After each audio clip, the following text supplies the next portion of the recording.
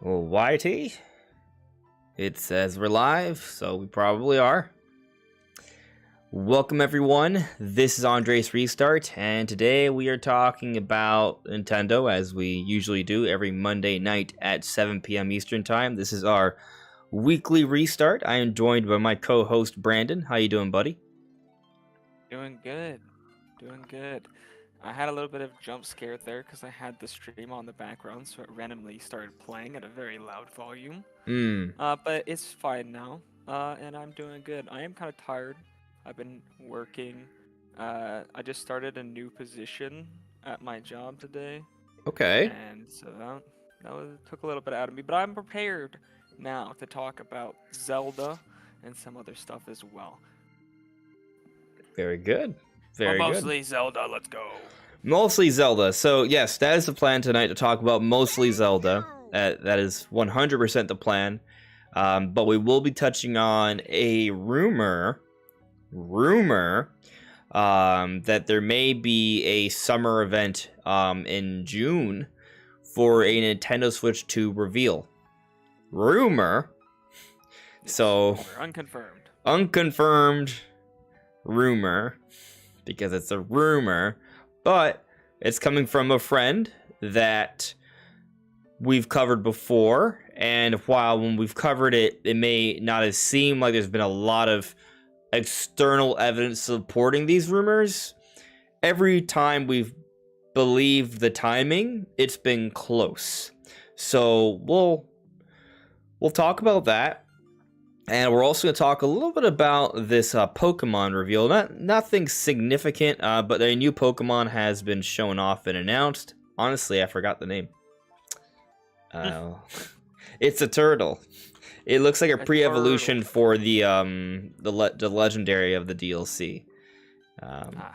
Yes, there it is. Okay, here we go. So it was revealed during the anime. Oh, okay. Yes.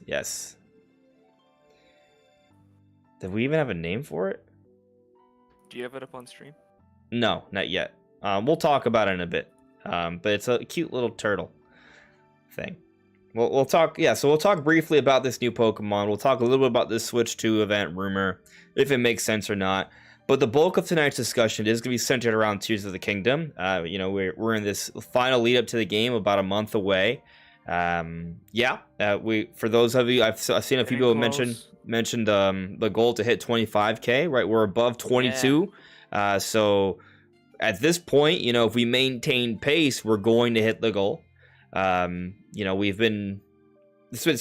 been pretty cool. I mean, I've been excited to, be getting about 1,000 subscribers a week, and with 4 weeks to go, we're 3,000 away. So we're on pace. We'll see how things go. We're pacing to go beyond that, right? But we'll see how things go. But anyway, that's exciting. So thank you guys for joining. And if you do like the show, please like the podcast. It'll get it out to more people.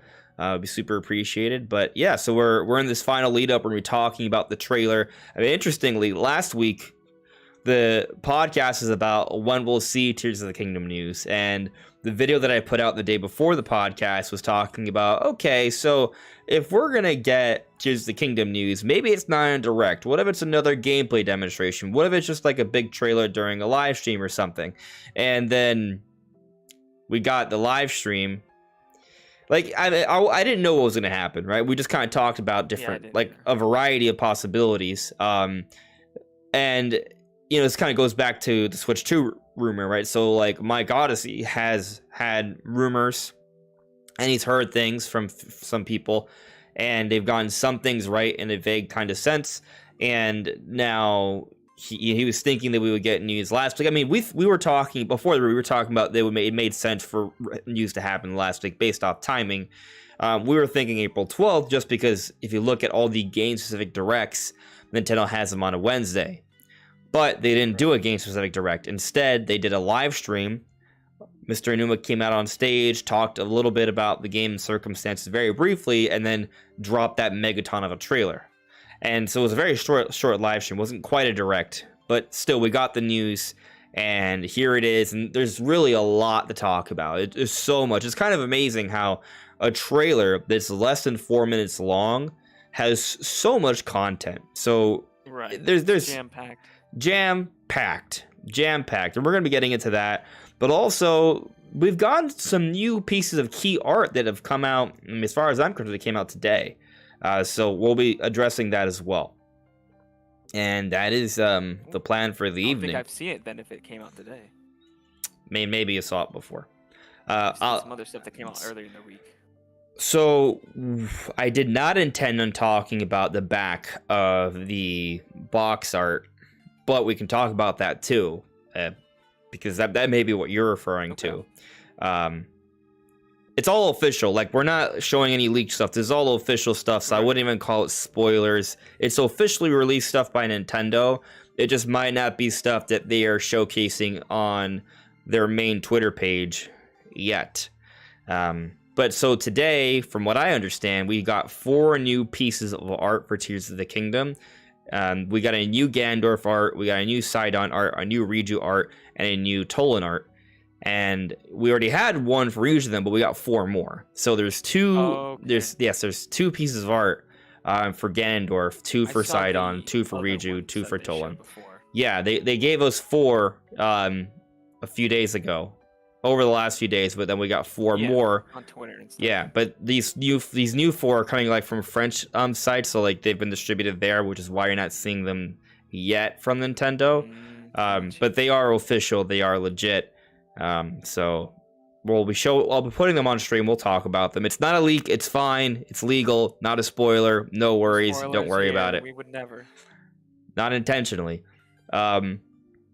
So yeah, we'll be talking about that. I honestly, like, they look cool, but I do think there's an element, at least from the Ganondorf one, that does gives us an understanding of the story a little bit. And that had, I kind of talked about in today's video earlier. It was a quick little video I put out, because I saw the art came out, and I felt like I should talk about something briefly as a stopgap, because tomorrow I have a bigger video coming out for Tears of the Kingdom, but that's gonna take some time. So, but yeah, there's basically Ganondorf's headpiece has a tear, which you saw from the trailer.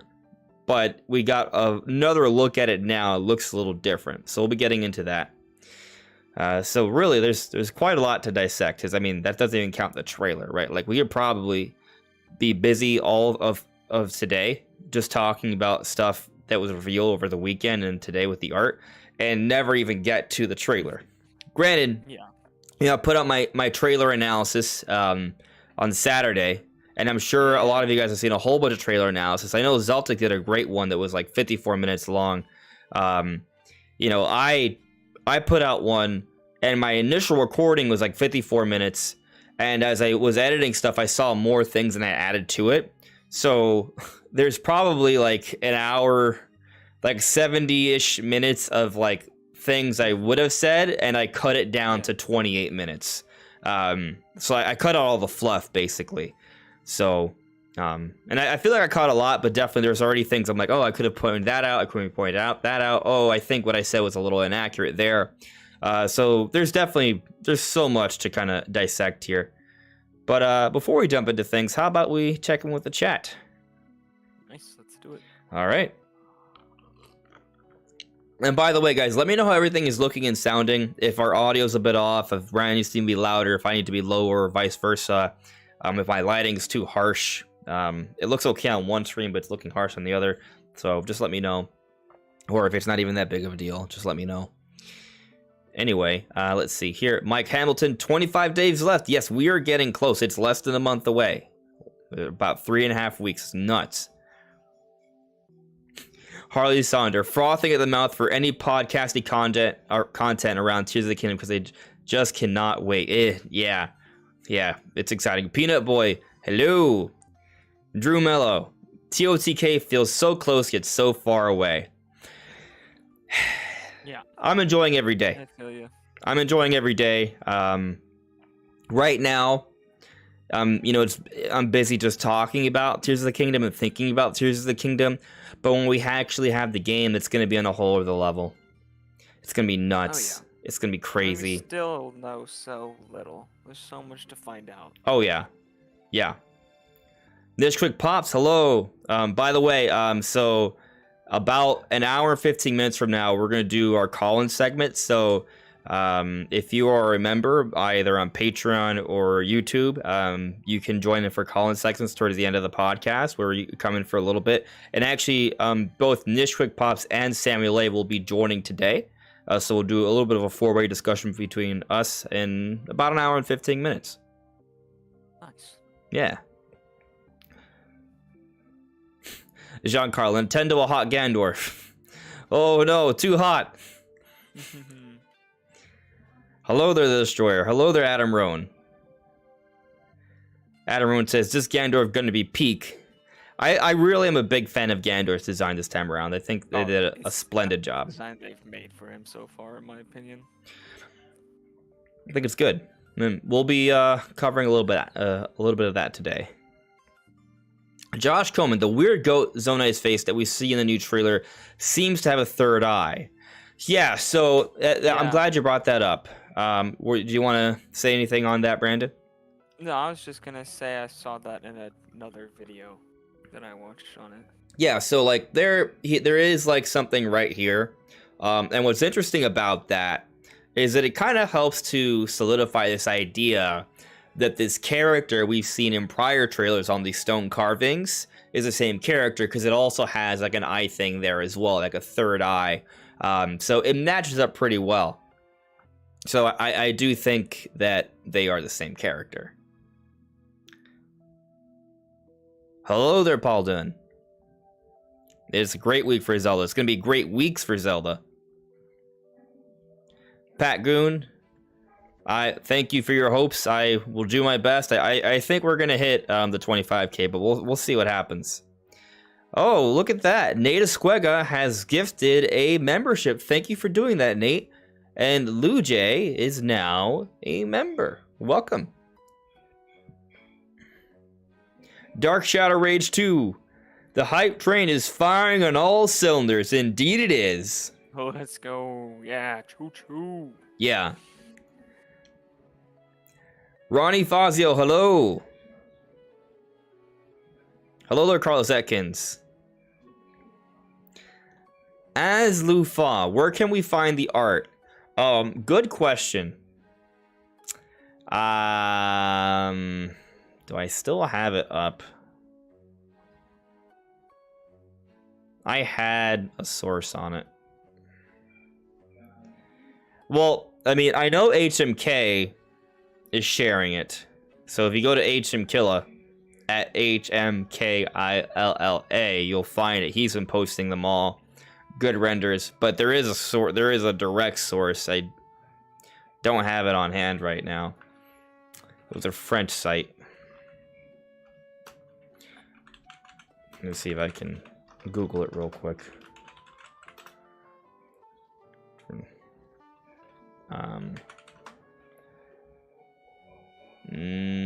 Google doesn't know. Google doesn't know.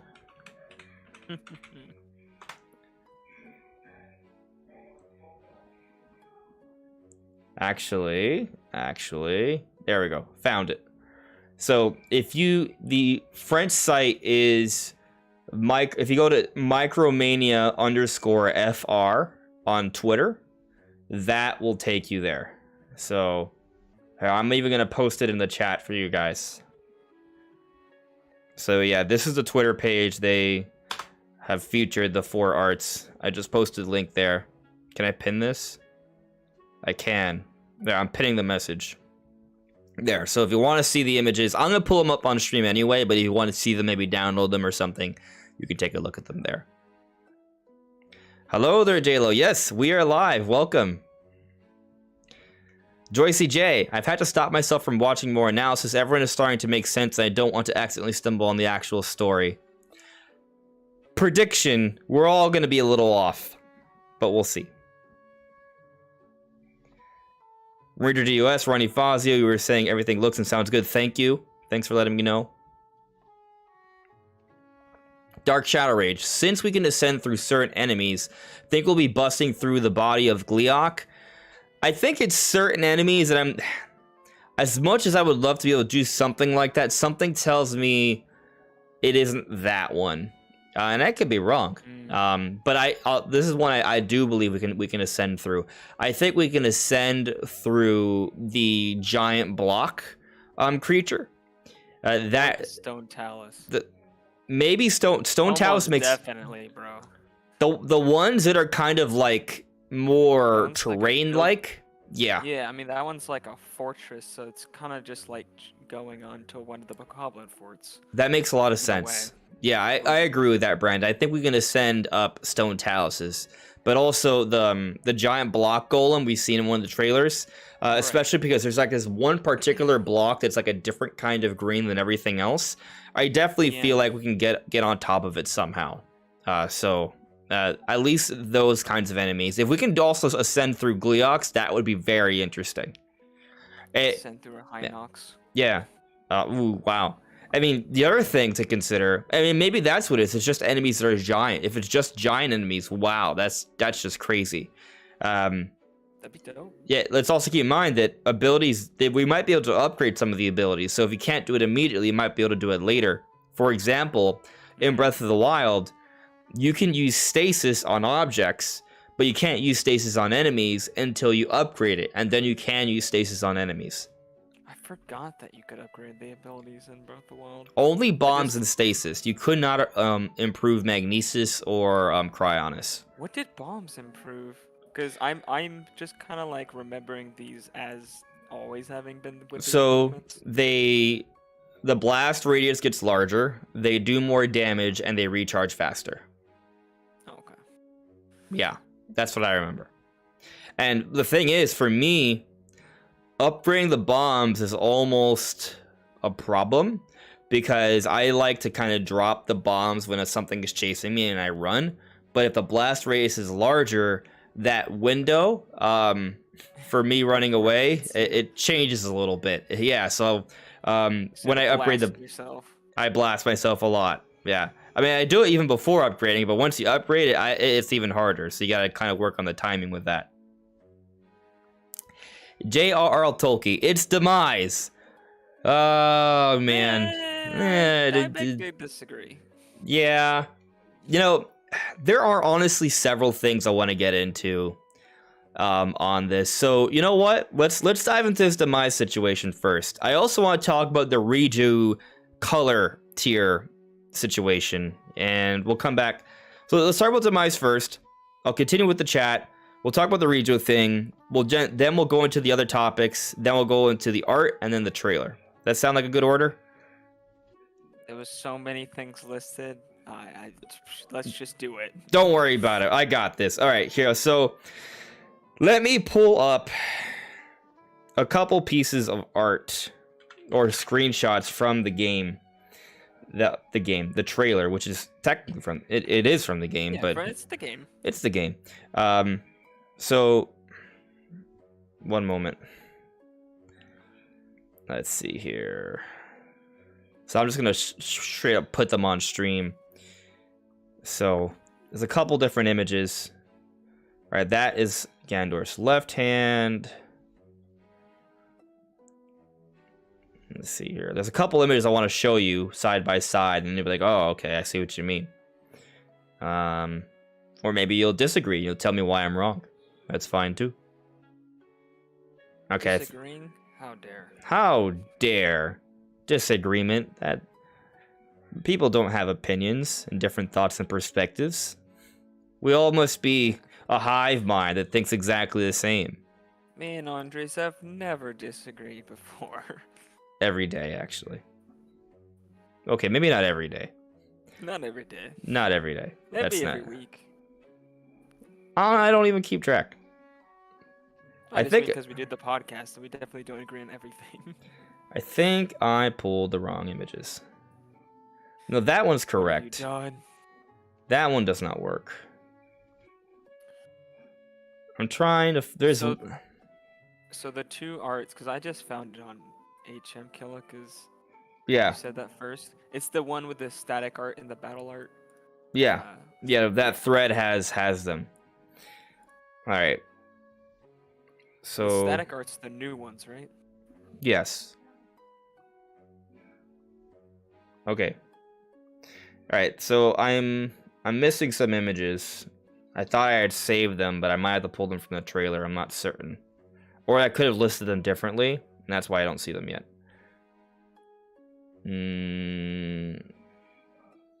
Would I have put in under Demise? That would be ironic. It would be ironic. I'm looking under G for Ganondorf. So that's... You look up and you find under Demise, everybody in the comments says Demise confirmed. There we Oh go. my God. Got him. The file system new. Okay. Soft. All right. I found the other image I was looking for. Found it. I just didn't put any sort of like... I have like... So basically, when I'm editing, right, on Adobe Premiere, whenever I save a screenshot, I give it a name, and then it's like put into a big like folder. This shot that I'm looking for, I just called it same block. Like sometimes I don't even think about the name. I'm just like, okay, it's a block, whatever, or just something random. I have done that in the past, and then I stopped doing that because I figured out I can never find anything like that. Yep, and here I am, still struggling. All right, cool. So I found what we need. All right, so a lot of people have seen this image here, right? And what's cool about it is that, you know, it's Ganondorf, or some people think it's Demise, and people even argue that like this sort of malice thing is scales, but I think there's something you gotta understand. This malice is malice. And maybe that's not a great argument right there, but notice the shape of it, right? It seems actually quite a decent argument. But if you notice the shape is in the form of the shape of the robe. So take a look at, see, it's a closer up shot, right? But look at this. You see how like on the left hand, there's like a robe right here that extends out. And then take a look at this where you see it extends out here as well. Right. So you got that going on. Yeah. But then there's also, if you look carefully at the bottom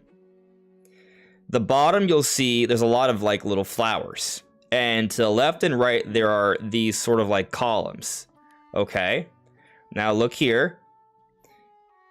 You'll see the same kind of flowers on the bottom. This is clearly Ganondorf's hand, and it's the same column.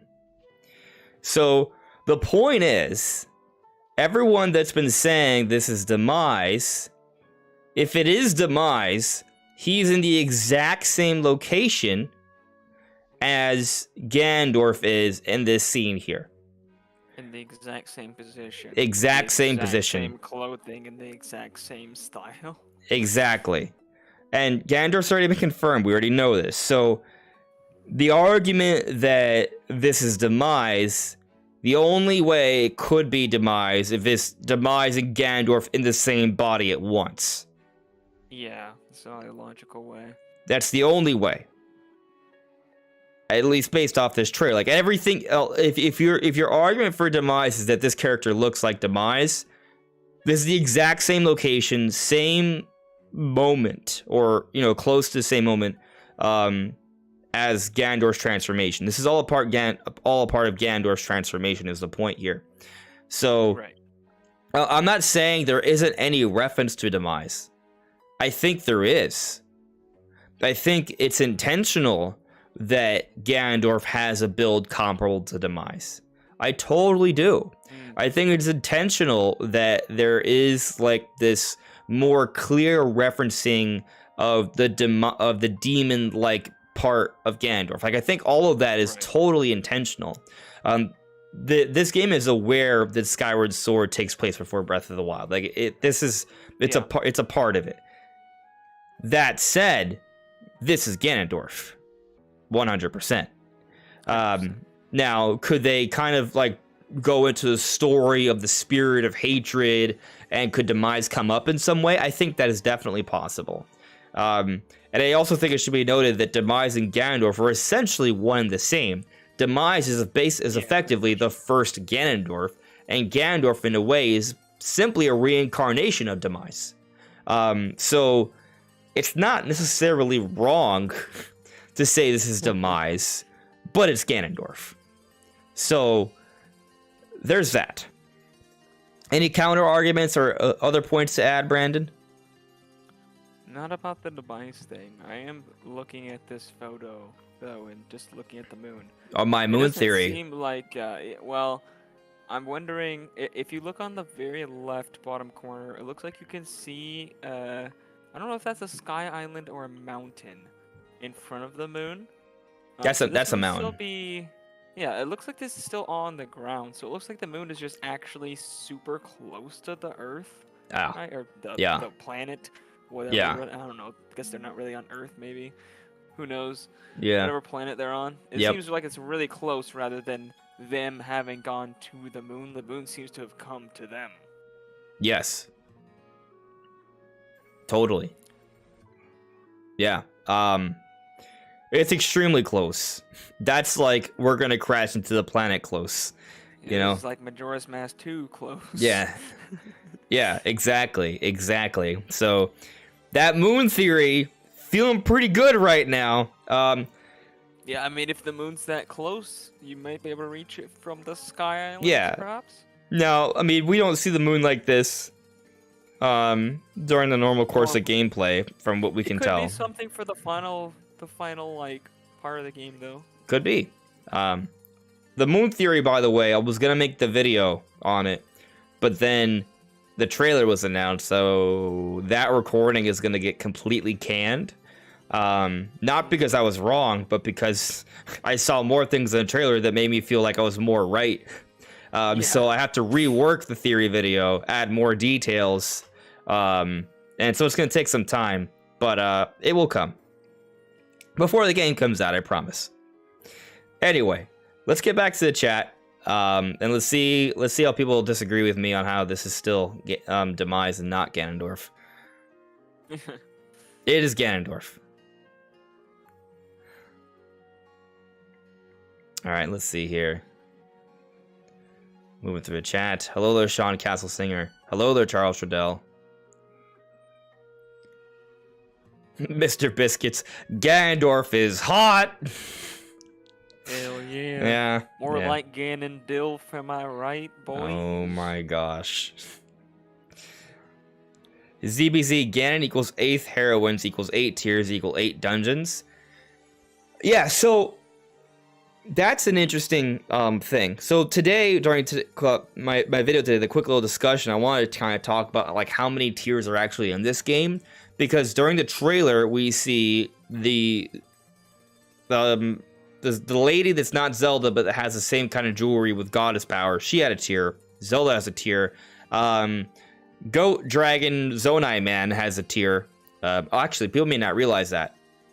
We'll get to that. But he does. Probably, maybe. I didn't realize it. We'll get to that. But then Ganondorf has a tier, Sidon has a tier, Tulin has a tier, Riju has a tier. So that's already 1, 2, 3. That's 6 tiers. But we don't know where Yunubo is. We assume he'd be a tier.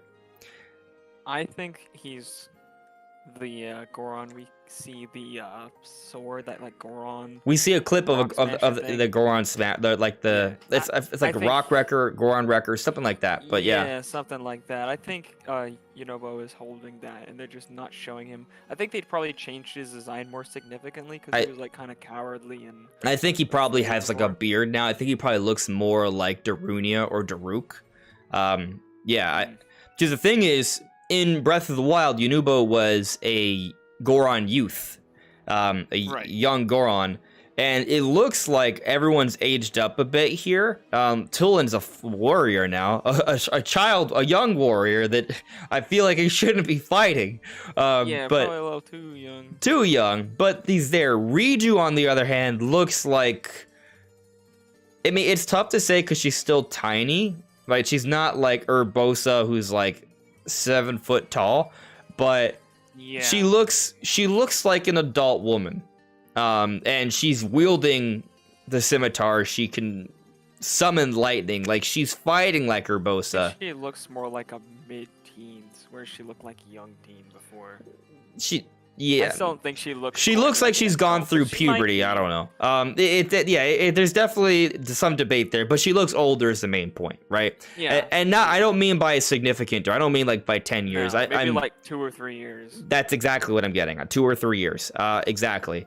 2 or 3 years is because Tolan is still not an adult either. But is no longer just a toddler. Still very much a child. Yeah. But I mean, in the context of a game, I can see, Tolan is. I mean, he's no younger than other Rito that have helped out Link, like in the Wind Waker. I mean, he's more capable than Medley. Yeah. For sure. Yeah, for sure. Medley is the companion character to Link for one of the 2 temples in the Wind Waker. There was Wind and Earth. I forget which one she was behind. Earth. She was Earth. Are you sure? I'm pretty Yes. So let me tell you why I'm right. Okay.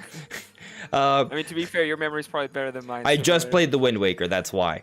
And I wasn't sure at first, but I thought about it. So the Earth Temple is a temple that has like the Redeads and also the mirror shield with the light that bounces off.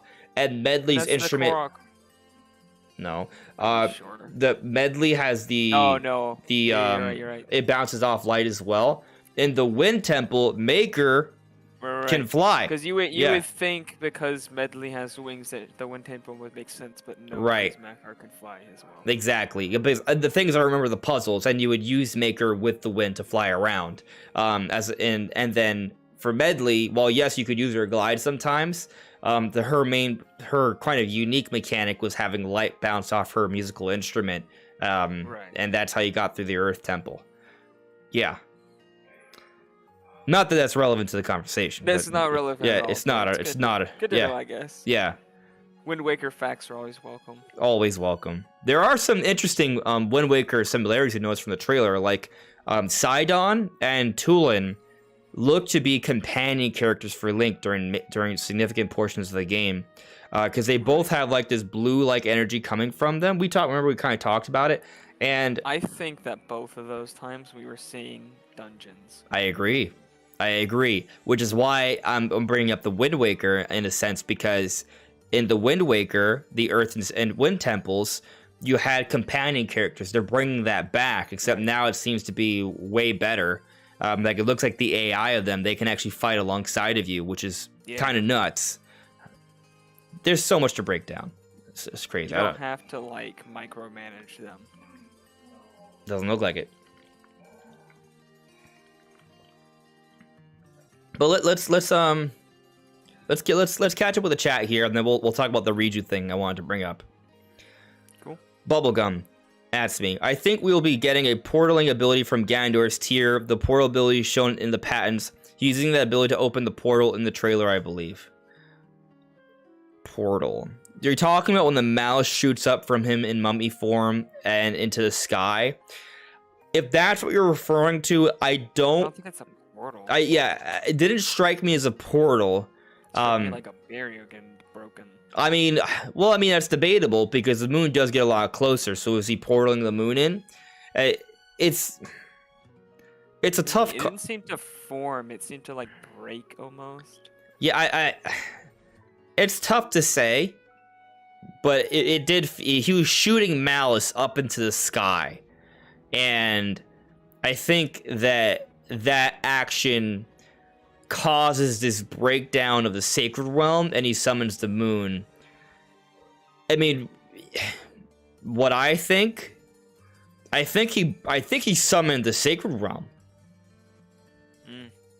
That's what I think. Because we've seen some concept art where the moon is close to the sacred realm. The sacred realm is a higher realm, closer to the moon, and he brought that all down. He brought that all closer to the world. Gotcha. So that's my take. Did he portal it through, or I don't know if he portaled it through, but he summoned it in some way. But I do feel like there's something to the idea, because we did see those patents. I would like to see a portaling ability. I think that, if you guys have played Portal is an amazing game with some incredible mechanics. Those kind of mechanics in Tears of the Kingdom would be mind-blowing.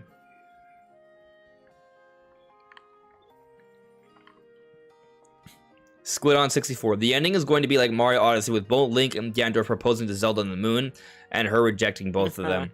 I don't think Zelda would reject Link.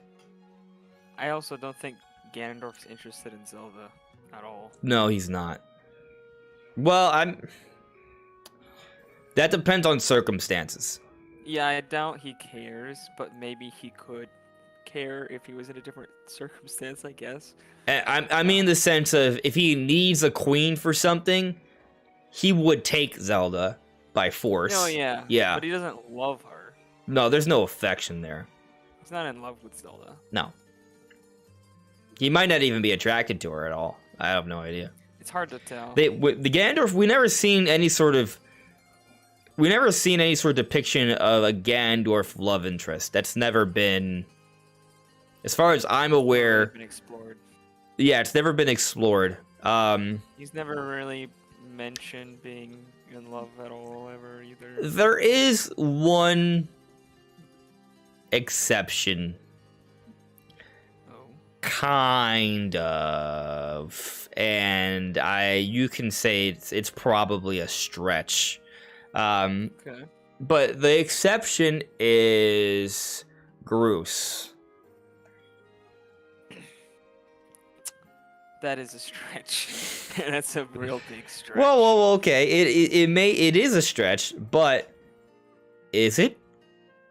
Well, I know what you're getting at, but even if all of the, Groose is the first Gerudo stuff, even if all that was 100% confirmed, it's still a stretch to say that Ganondorf loves somebody because Groose loves somebody. You didn't even have the Spirit of Demise, bro.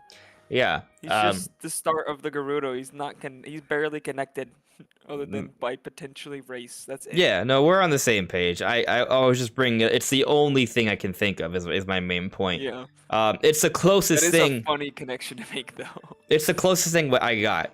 And for those that are maybe confused, Groose is a character from Skyward Sword, and Skyward Sword there was a love triangle a little bit. Groose was in love with Zelda. Link and Zelda were best friends, and they cared about each other. It's not clearly stated how they cared about each other, but there is definitely a little bit of a rivalry between Link and Groose. Now, so that's established, right? Groose has affection for Zelda, but how does that relate to Ganondorf? The point being is that there was no Ganondorf, right? But Groose is bigger than everyone, has tall stature, has kind of like, a figure that resembles a Ganondorf, first off. But also he has the trademark red hair and yellow eyes of a Gerudo. Only person with red hair and yellow eyes. But this is in the beginning of the timeline. Gerudo may not have been around yet. So what we're getting at here is that Groose might be the initial Gerudo. And, he at the end of the game, he flies off into the distance and maybe he meets some lady or people, and that leads to this long lineage of Gerudo people that are tall with red hair and yellow eyes. So he's kind of like the initial Gerudo potentially. And that's pretty much it. I'm sure Nintendo at some point will create a game before Skyward Sword and there'll be a Gerudo there, and then we'll be like, oh, I guess he wasn't, but or not. It hasn't happened yet, so but that's the thinking behind it. And even his name is similar, Gerudo. It's just the same. I mean, I 100% believe that that's what the intention was. To kind of suggest that there's some sort of connection to him, Ganondorf, and the Gerudo, but not necessarily the point that he is evil or anything like that. But yeah, he's not Ganondorf, so no. There is no actual scenario where Ganondorf's been in love with Zelda that we know of, but Groose was kind of like that times Ganondorf. And so, yeah. Before the Spirit of Hatred was... So I guess the point is that maybe if Groose was reincarnated into the future, where the Spirit of Hatred is active, he would become a Ganondorf. Maybe. Would he become a Ganondorf, or would he become? Because Ganondorf's always been the same Ganondorf. So do you think there's actually two Ganondorfs? Ganondorfs? It's possible that. Well, yeah. I mean, there's the crappy one in the Yeah, well, I think it was Four Sword Four Adventures. Swords or whatever. Yeah. I don't count that one as not counting that one because that's kind of like barely even canon. But I think it's 100% possible that another Gerudo could be born that wasn't Ganondorf, a different name, slightly different personality, bears the spirit of Demise still. By the way, I said that Urbosa was 7 feet. I just Googled it. It seems like she's closer to 6'7", but you can round that up to 7 feet. So it's closer to 7 feet than it is to 6.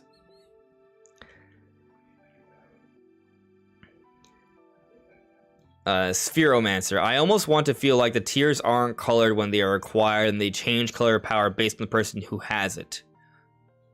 Maybe. Possible. Ingrid had asked earlier, can you zoom in on the arms on Demise? I didn't, but let me see if I can pull that up for you real quick here, because I didn't see that. Zoom in on the arms on Demise because he's not in the game. There you go. What you mean is zoom in on Ganondorf's arm when the mouse is covering him. So I think that would be not that image. I mean, that's pretty close already. I do think you probably mean this one, right? So let's see if I can. So there's other ways I could have done this, but it's just the way I chose to do it right now because it was the simplest. So actually, it's not simple for zooming in. Is this a screen grab from the trailer? Yes. Or okay. Yeah, I should probably screen share. Then. Yeah. But that's watching the stream. But that's. I mean, this is. You know. That's the cloak covered in malice, and that's his hand. If you look carefully to the right side, you can see some of the jewelry. It's just very subtle. I point this out in my analysis, though, so take a look at that at some point. Yeah. I think his hand is also turned in a way that's easier to see the jewelry on his arm in different frames. Mm-hmm. Yeah. Maybe we'll take a look at it later, but there's a lot I want to cover before we gotta do the call-in. Diego, did you see the Target selling the Wind Waker amiibo again for May 12th? I did not. That is interesting, though. Invisible Broken. Ganondorf could have taken Yunubo's tier. Maybe. So Ganondorf, his tier appears to be red, and I do want to get to that. Let me see here. You know what? Let's get to that now. So let's talk about the tiers.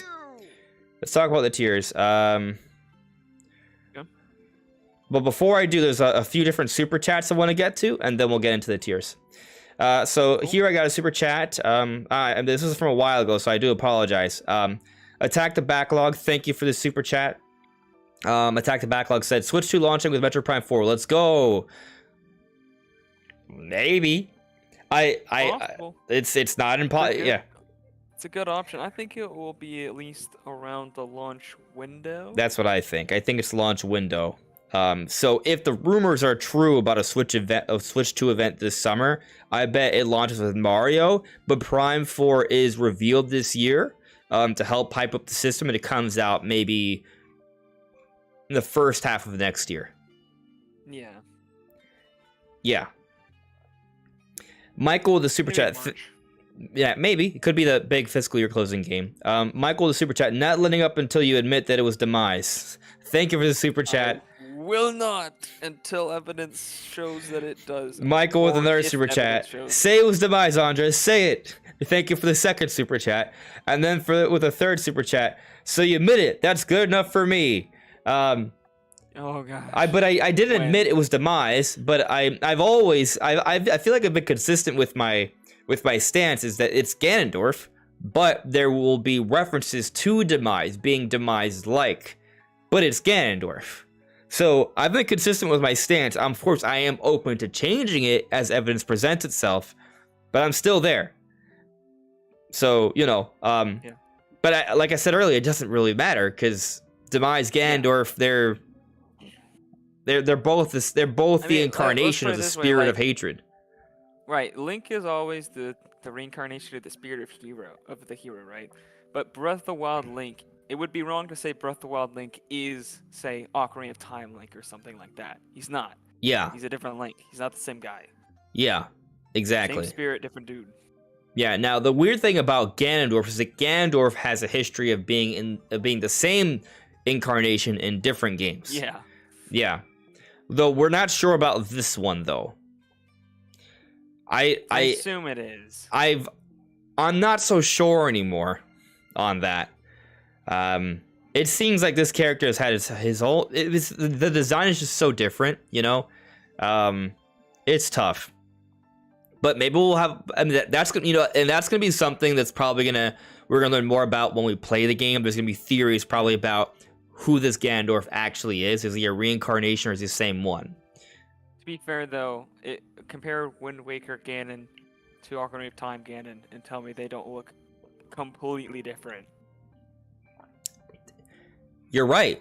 Wind Waker Ganon, Twilight Princess Ganon, and Ocarina of Time Ganon are all completely different in terms of art style, but are the exact same person canonically. So, yeah. The same could apply for this Ganondorf as well, but we don't know for a fact yet. Not sure yet, but we'll find out soon. Yep. Samuel A has renewed their membership. Thank you for renewing your membership, Samuel A. I'm looking forward to our call-in later. Samuel A says, Andres, we're 24 days and 5 hours away. What if we get to Ganondorf and the Twilight Princess Ganondorf boss theme remastered plays as you fight him? I would if they were to kind of reorchestrate that, but you know, with like the Breath of the Wild Tears of the Kingdom sort of like kind of remix, like that could be pretty epic. I'd love that. That'd be really cool. So let's get to this Riju thing. I want to talk about this Riju thing. No. Yeah, we're going to talk about the Riju thing. And then we're going to get into the art. So, do I have an image of Riju that isn't... Oh, there we go. There it is. Alright, I think I'm going to handle this a little bit differently so I can zoom in. So, give me one moment to set this up right. So I'm trying to remember, was a screen? There we go. Okay, I got it. There we go. All right, so, and, okay. All right, so now you can see me with my mouse on screen, so you actually can see where I'm pointing, and you can see what I'm looking at here. All right, Brandon, let me know if you can see this. I'm gonna put up a poll here because there was a debate on the video, and I just I need to hear what people think, okay? And as I talk about this, please be willing to change your opinion. I want to see if this is something that we're kind of reconsidering, unsure of. But what color is the tier for Riju? Yellow? Orange.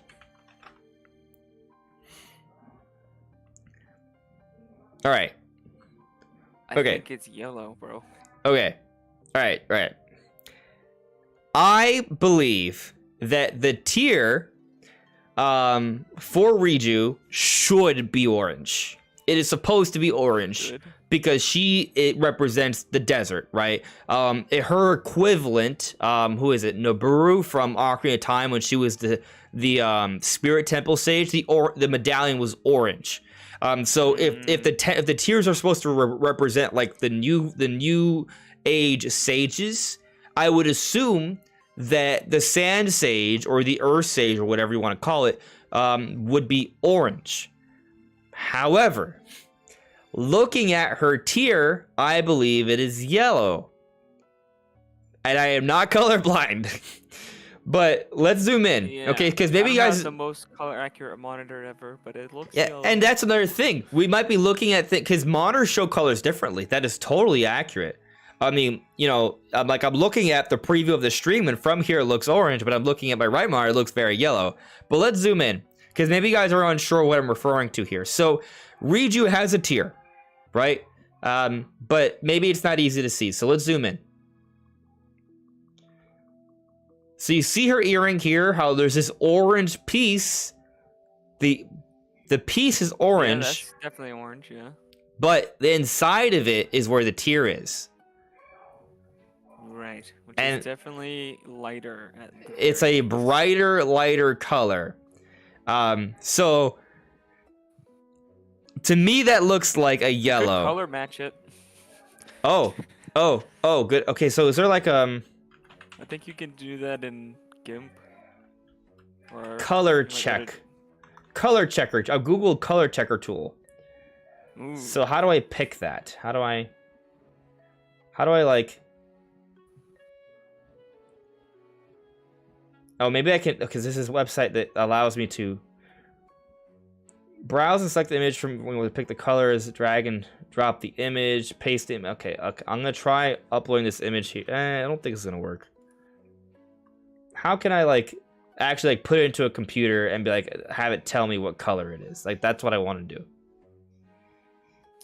Because I can't, don't if I know, put the but whole you image. should just be able to put it into GIMP and then pick the color, and it will tell you the exact color that it is. Yeah.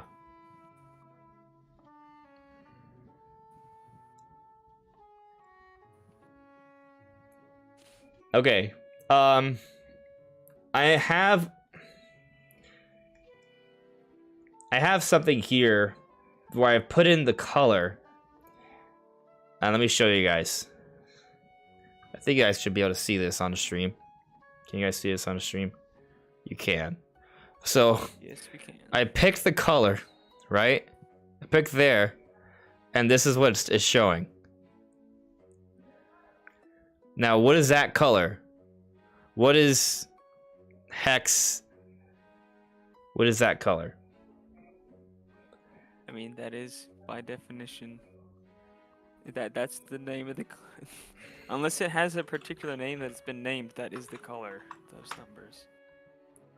I mean, you can look at the red, green, and blue and kind of decide if you think it's more or less. Okay, so I'm looking at the color, and the closest color that seems to come up is maybe amber. Yeah, check this out. It's not the same color, but it's very comparable. Amber. So I think that's what we're looking. I think we're looking at amber. Yeah, amber yellow. Amber yellow, exactly. That's what happened when I googled the color code. Now it's not the exact same color code. So actually, hold on. This might let me put in the exact one. What's it gonna tell me? Full yellow. Full yellow. So, you know, like literally that's the code. I picked this part right here. To be fair though, this is all flawed. You know why? Because this is, unless that's a source image. Is that a source image? This image is a screen cap from the trailer. It's a screen cap from the trailer. Oh, it's all flawed. YouTube compression can change the color, so it's not necessarily the. But how? I mean, yeah, it's pulled from the trailer. Where can I get it? I don't think It's all flawed data. It should be close enough though. It's just not going to be exactly that color. Now I picked the brightest part, right? I could pick something there's a darker parts. So let me zoom in more. Maybe I can get a little bit more accurate shot. I feel like we're just splitting hairs here. Nah, dude. We're gonna figure out this answer. This is the data we need. I'll pick the darkest part. Cause you see, it's not all just one color, right? It's different details. All right, let's put it. It's so compressed that some of those colors could very well be. What's this gonna be? Golden Bell. So the darkest color is Golden Bell. Yeah. I feel like this is all in like the yellow. Yeah. Spectrum. All right. So I'm curious though, after having picked the colors, what people think. Do we still think it's orange? We still think it's orange. Well, the problem is your poll is also flawed. You know why? It has a fallacy. you put a question mark next to yellow, and you put an exclamation mark next to orange. That tricks people's brains into wanting to pick orange because it's more exciting. You can't do that. Yeah. You know what's funny? I think orange is winning more now, even though when I've picked the color, even though I'm picking the color code, and it's telling fallacy. God damn it. This looks so yellow to me. What have you done? This looks so yellow. Yeah, it's very yellow. Anyway, we don't have to beat a dead horse. How is that so yellow? Anyway, moving on. Moving on. It's not that important. But really, you know, I just kind of I can still put that up there. All right. The reason why this even matters, like, is just because you would think that her tier would be representative of her element. And I'm gonna assume it is. And I think, you know, it probably is more like an amber. I don't think it's straight yellow. I think the distance and maybe to Brandon's point, compression, the dreaded compression. I mean, I don't know if you guys can see it through the stream, but I can literally see like squares of it like is a couple of pixels literally on the screen. Yeah, it's not very big. Yeah. So, regardless, though, I think most of us agree that Riju should be representing the desert or Earth. Maybe lightning. I don't know if they're going by elements instead. Well, I mean, the thing is, Earth is actually the 4 traditional elements are fire, water, wind, earth, not lightning. But lightning or electricity still would be cool. Still would be cool. So, yeah, I just think that it's a weird thing. Trying to kind of identify which tier would belong to who, especially because we also have Ganondorf, right? And now I'm gonna start talking about the art. So I'm gonna start showing you guys the art now, so we can look at that up close and personal. Okay, I actually have 2 different ones, and there's one that looks better than the other. So interested to find out what the tiers of the kingdom even are, because why does Ganondorf have one? Because he's cool. Where's the Triforce? What is happening? Well, yeah, first, before I show you the new art, let me show you just Ganondorf up close, right? Since we're talking about the tiers. I wanna see. All right, so this is a press release screenshot, I believe. And what you can see is he has a tier straight on his head, and it looks kind of red to me. Like that. I mean, obviously there's a big glowing light there, but it's... I mean, shocker. It's looking red. Ganondorf thing looks red. It's looking very, very red. Yeah. I'd be surprised if it was any other color. Yeah. Let's see here. Black. Except maybe, yeah. Well, there's the image I was looking for. So now I'll show you the new Ganondorf art, because this is what's putting everyone up in arms. Boom. There he is. There he is in all his glory. Oh, look at him. Now, that's not what I was trying to do, guys. I was just trying to show... Oh, my. Let's not get any wrong ideas here. Okay. But what I want to point out is this kind of an interesting new detail we kind of learned today because of the art that's come out. You can see a clear shot of his tear on his head while it's not active. And what you'll notice, I was going to say like gray or like transparent with a golden light in as a core. Yeah, it's kind of like a very blue-gray. Like if you imagine, okay, but the way I'm imagining it's almost like a crystal, almost like it's clear. See what you mean. That's how I perceived it at least. But the point is, it's not red. Like it's not red. Yeah. And I think what's interesting about that, and it kind of goes back to our conversation about Riju and her tier. I know we're debating it's orange, it's yellow, it's neither. Why does it matter? Well, it might matter because what if the tiers are flexible? What if they can change somewhat, you know? What if they have an active state and a non-active state? And also, as some have noted, what if tiers can be stolen? What if when a character has a tier that's not necessarily It's like we assume because it's Zelda. Oh, okay. Each sage or whatever is gonna have that one tier, and that's it. But what if there's this battle for the tiers of the kingdom throughout the course of the game? You know what I mean? Because like, think of it like Lord of the Rings. There's like they're trying to acquire the ring, or like even in Fire Emblem Engage, there are different rings, and there's a struggle. You have some rings at first, you lose some rings, you gain some rings. There's this battle for the rings. What if there's a battle? The story for Tears of the Kingdom is a battle for the tiers. Why else would Ganondorf have one? You know, like, because typically, because we're assuming that tiers represent like the sages or something. Typically, the sages, you would gather the medallions for the sages or something like that to gather their power to seal Ganondorf away. But if Ganondorf himself has a tier, what does that mean? Does this mean that it's not even related to sages at all? Or is there, I think it's a little bit more nuanced, is my main point. I think it is more nuanced, but I also think it's likely that these aren't related to the sages, because we see so many different people have them. But I mean, they could all be sages, I guess. But I don't know. I mean, Ganondorf's obviously not a sage. You're a dark sage. Are you sure? Maybe. Are you sure he's not a sage? I mean, maybe he is this time. I don't know. I just have the feeling that it's not related to the sages.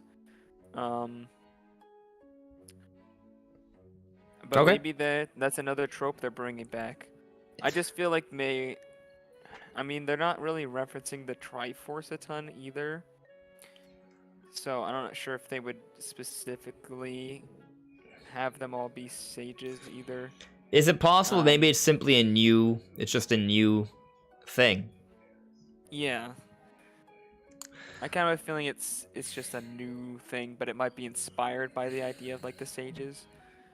But I don't think it's directly like tied. I don't think these are going to be called. I don't think they're going to be called sages at the very least. Yeah. I want to point. We could continue on talking about the tier stuff. I will say that there's a lot I want to talk about. It's kind of hard to go, but I'm seeing some people point out like, oh, Ganondorf has round ears. He's always had round ears, actually. He's not a Hylian. He's not a Hylian. But what's weird about that, I think Riju. That's not Riju. Kind of just stacking these images on top of each other, but you can't even see her ears, unfortunately. Yeah, her hair is covering. Yeah, we'll get to that. We'll take a look at some ears later, but yeah, he's always had round ears as far as I'm aware. So there you go. But there's also something else. He's obviously Gerudo, by the way. He's wearing Gerudo clothes. He has Gerudo tattoos, Gerudo jewelry. But he also has got this sword right here. Like, okay, he's got a sword. And it looks almost like a long sword or like a katana, which is very interesting. Yeah. He's got some samurai vibes kind of going, you know, with the long tied up hair and stuff. Like it's interesting. Right. Yeah. And this we already had this other art come out a few days ago, but I'll just put it up so we can kind of take a look, kind of compare it. It's because it's also pretty cool to look at. Did I pull? Yeah, there we go. Like this one, you know, this is one that has been officially released by I mean, they're all official, but like publicly showcased by you can see the back of the katana. I think it's a katana because it looks curved. I'm not familiar enough with sword terminology. Yeah, I'm not like a sword genius either, so like I'll just leave it at that. But it's cool. It's cool. Ganondorf is looking epic. He's looking good, brother. He's looking good. But I'm let's just saying I would, brother. Okay. Let's now move on to Riju, because I want to talk about Riju. We got a new piece of art for Riju. That is it right there. And since we were talking about ears, Riju is a Gerudo, and from what I can tell here, her ears are pointy. Yeah, they are. And I'm pretty sure all the Gerudo had pointy ears in Tears of the Kingdom. So it is curious that Ganondorf has round ears. I wonder if that's has round ears in the other games. I'm looking at his Ocarina of Time. Yeah, he does. Yeah, that's the one I'm thinking. I think I think he might have hair covering some of the other times, but it wouldn't be the first time he's had round ears. But it is curious because the Gerudo have pointy ears in Breath of the Wild and Tears of the Kingdom, we assume, because of Riju's new art here. Round ears in Ocarina of Time, though. Actually, this is not. I don't think this is Riju's new art. I think this is Riju's old. It's new, but I don't think that's the art that came out today. I think I picked the wrong one. My apologies. This is the new art. Oh yeah, that is the old one. This is the new one. There you go. And I would say, like in this one, to me, she looks like if I didn't know this is Riju, I would think she's just like, okay, this is like a young adult Gerudo that's going to kick my butt. Like that's what it looked. Like kind of like from Ocarina of Time when the Gerudo thieves would attack you. This is kind of the vibes it gives me. So it's cool. Her swords are cool. Yeah, she's got epic scimitars. Yeah. What you call them, points, I guess. Yeah. Yeah. I don't think there's really much we can interpret from this, but it is nice to look at. Let's pull up Sir Sidon. So Nintendo actually recently. So this is the new Sidon art. He's looking like a champ. Sidon just looks cool. Just a cool looking dude. Hell yeah. Yeah, Ganondorf's really the only one that I think has like some serious like story implications because of what we can see of the tier, but he does look really cool. I mean, he's awesome. And then we got cute little Tolan. I think Tolan is my new like he's not a new character, but he's a character that's now relevant. And I didn't even remember him being in Breath of the Wild, to be honest. No, yeah, I had to look up his. I mean, I had to figure out his name. I knew that he was the son of Teba, but I didn't. I mean, to be honest, I didn't remember Teba's name. It's fair. But yeah, like he looks so cool. He's a cute little guy. Like I'm excited to try. Like I think his bow's got like all these different colored maybe strings or something. Yeah. Or it's painted. I'm not sure if it's got something tied around it that's colorful or it's painted. And you know what I think what excites me the most about like these different pieces of art is that it sort of just highlights how much more important they kind of are in this game. It seems like because they are companion characters. Looks like see them during the game and not have to, just hear about what they did 100 years ago. Yeah, like they are alive. First off, that's a huge advantage, I would say. You can travel alongside Link to some extent. They fight alongside Link. They journey alongside Link, and it looks like with the actual gameplay, they've come up with some new AI that works pretty well to have seamless combat. And we saw that when Link and Sidon were working together on what I believe is a Sky Water Temple. And then you have Tolan and Link fighting a giant ice goma in the sky, which is crazy. Yeah. Did you realize that was ice goma, by the way, after our live stream last week? Not until I saw somebody point it out on Twitter. Yeah, because it's basically an arachnid. Now Goma has come in different shape. A very different design, but of course, I think you were gonna say this, but I interrupted you. But that's okay. The Wind Waker design is also like very different with a more scorpion-like design. Yes. But this one's got like a very wide design. Well, you'll notice he's got pincers, long legs. This angle you don't see it, but he has like several like sections, very much like a scorpion, which is an arachnid. That's last I checked. And Goma's has been a spider before, or whatever he's been. But like you see, he has multiple sections. He's got pincers. He's got claws. He only has one eye. So in previous forms, right? This Goma has several eyes, but actually, that's not entirely true. I feel like there's been Goma. Considering that spiders have several eyes, it is weird that a spider would only have one eye. Yeah, but you know when the eye is the part you're supposed to hit to kill it, Yeah, makes sense.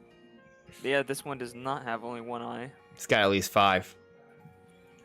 It probably doesn't have it doesn't need to have only one eye because it doesn't need like a central weak point. I wouldn't be surprised if all of those are critical hit points, though. Yeah, that's fair.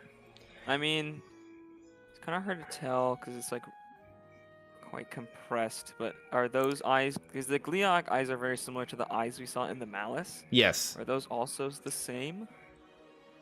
Mm. They look like they're glowing orange, but it's just so low resolution. I actually got some Gleeok eyes for you here too. Pulling those up.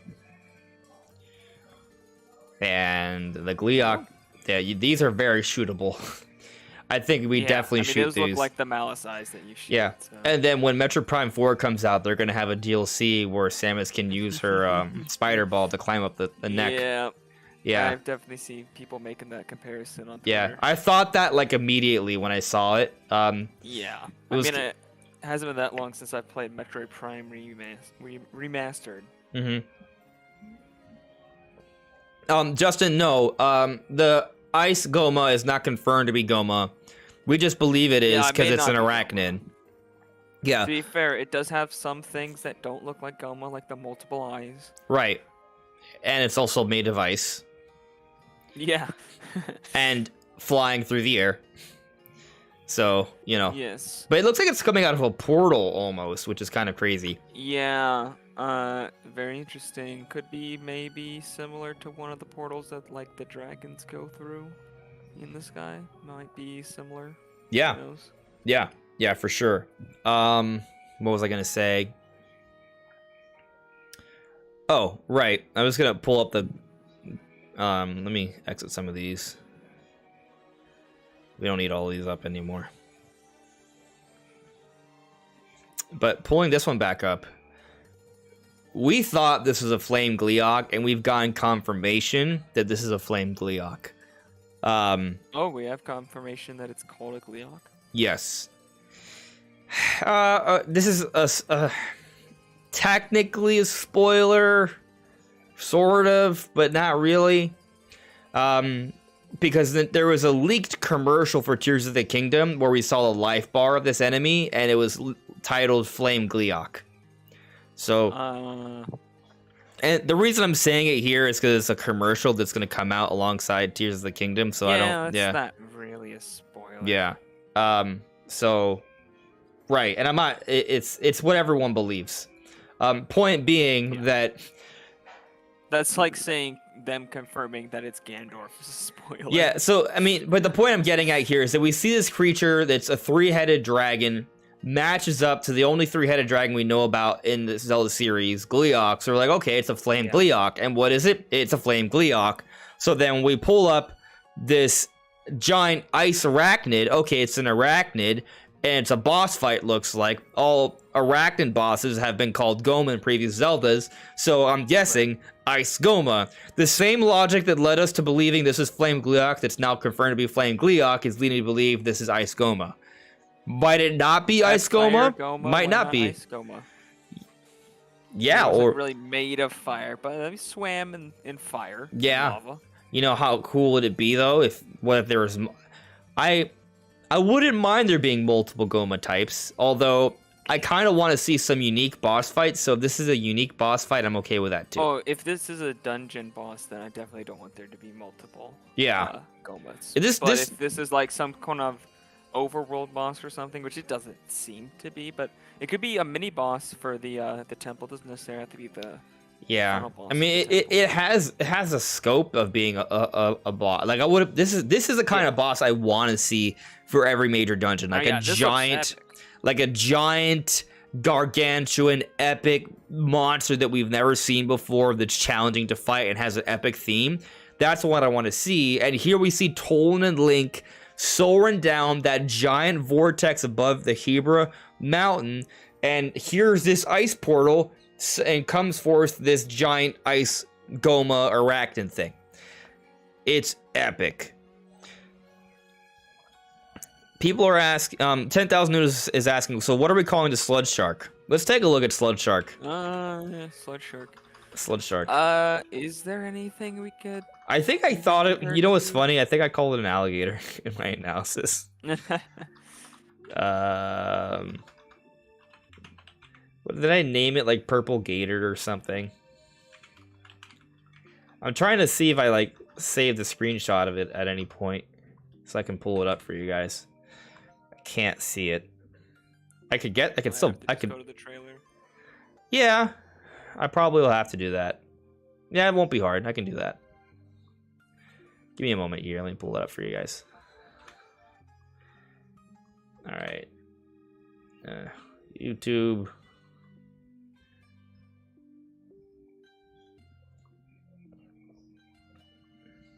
Oh, look, Andres restarted his live streaming. Subscribe. Really? We're live? Oh my gosh. Yeah. Yeah. Is the trailer here already? No.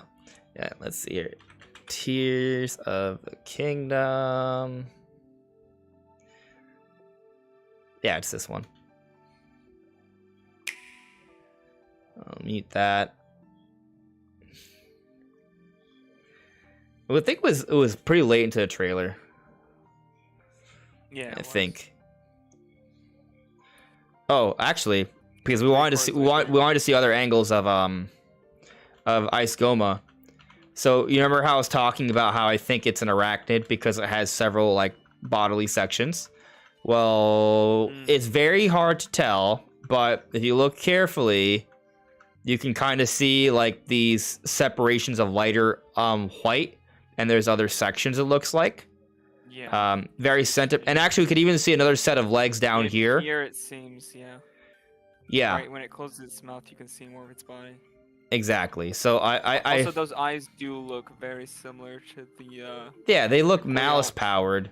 Yeah. I think you can shoot them. It would be pretty easy to. Maybe easy is the wrong word. They're shootable. They're very shootable, especially even with the Breath of the Wild mechanics to be very shootable, because when you go into slow time, you can kind of do that. But I imagine the shooting mechanics in Tears of the Kingdom are going to be a little different. Anyways, let's look for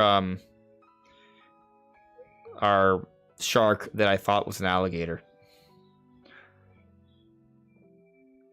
There's our gator. I mean shark. I mean, just like here, it does it not look like a gator just from this one frame? Just from this one frame. Oh, now it looks like a shark. It's an amazing, it's a shark. I agree. I'm sorry I called it a gator. Yeah, it's got a big old fin.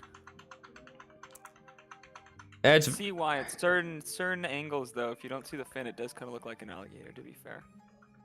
Thank you for not calling me an idiot. Only most of the time. Yeah, I don't think this is a boss. I mean, it could be it may be a mini boss. Yeah, it looks like it's in the water. But it's perhaps, but I don't see Sidon. That looks similar area, perhaps. That's tough call, Brandon. There is something I can tell you that might blow your mind a little bit. So if you look carefully in this scene, you're going to notice some blue particles. I'm pointing at them. Yeah, I see them. Okay, so why are these blue particles important? I just made this discovery now. I didn't realize this until just now.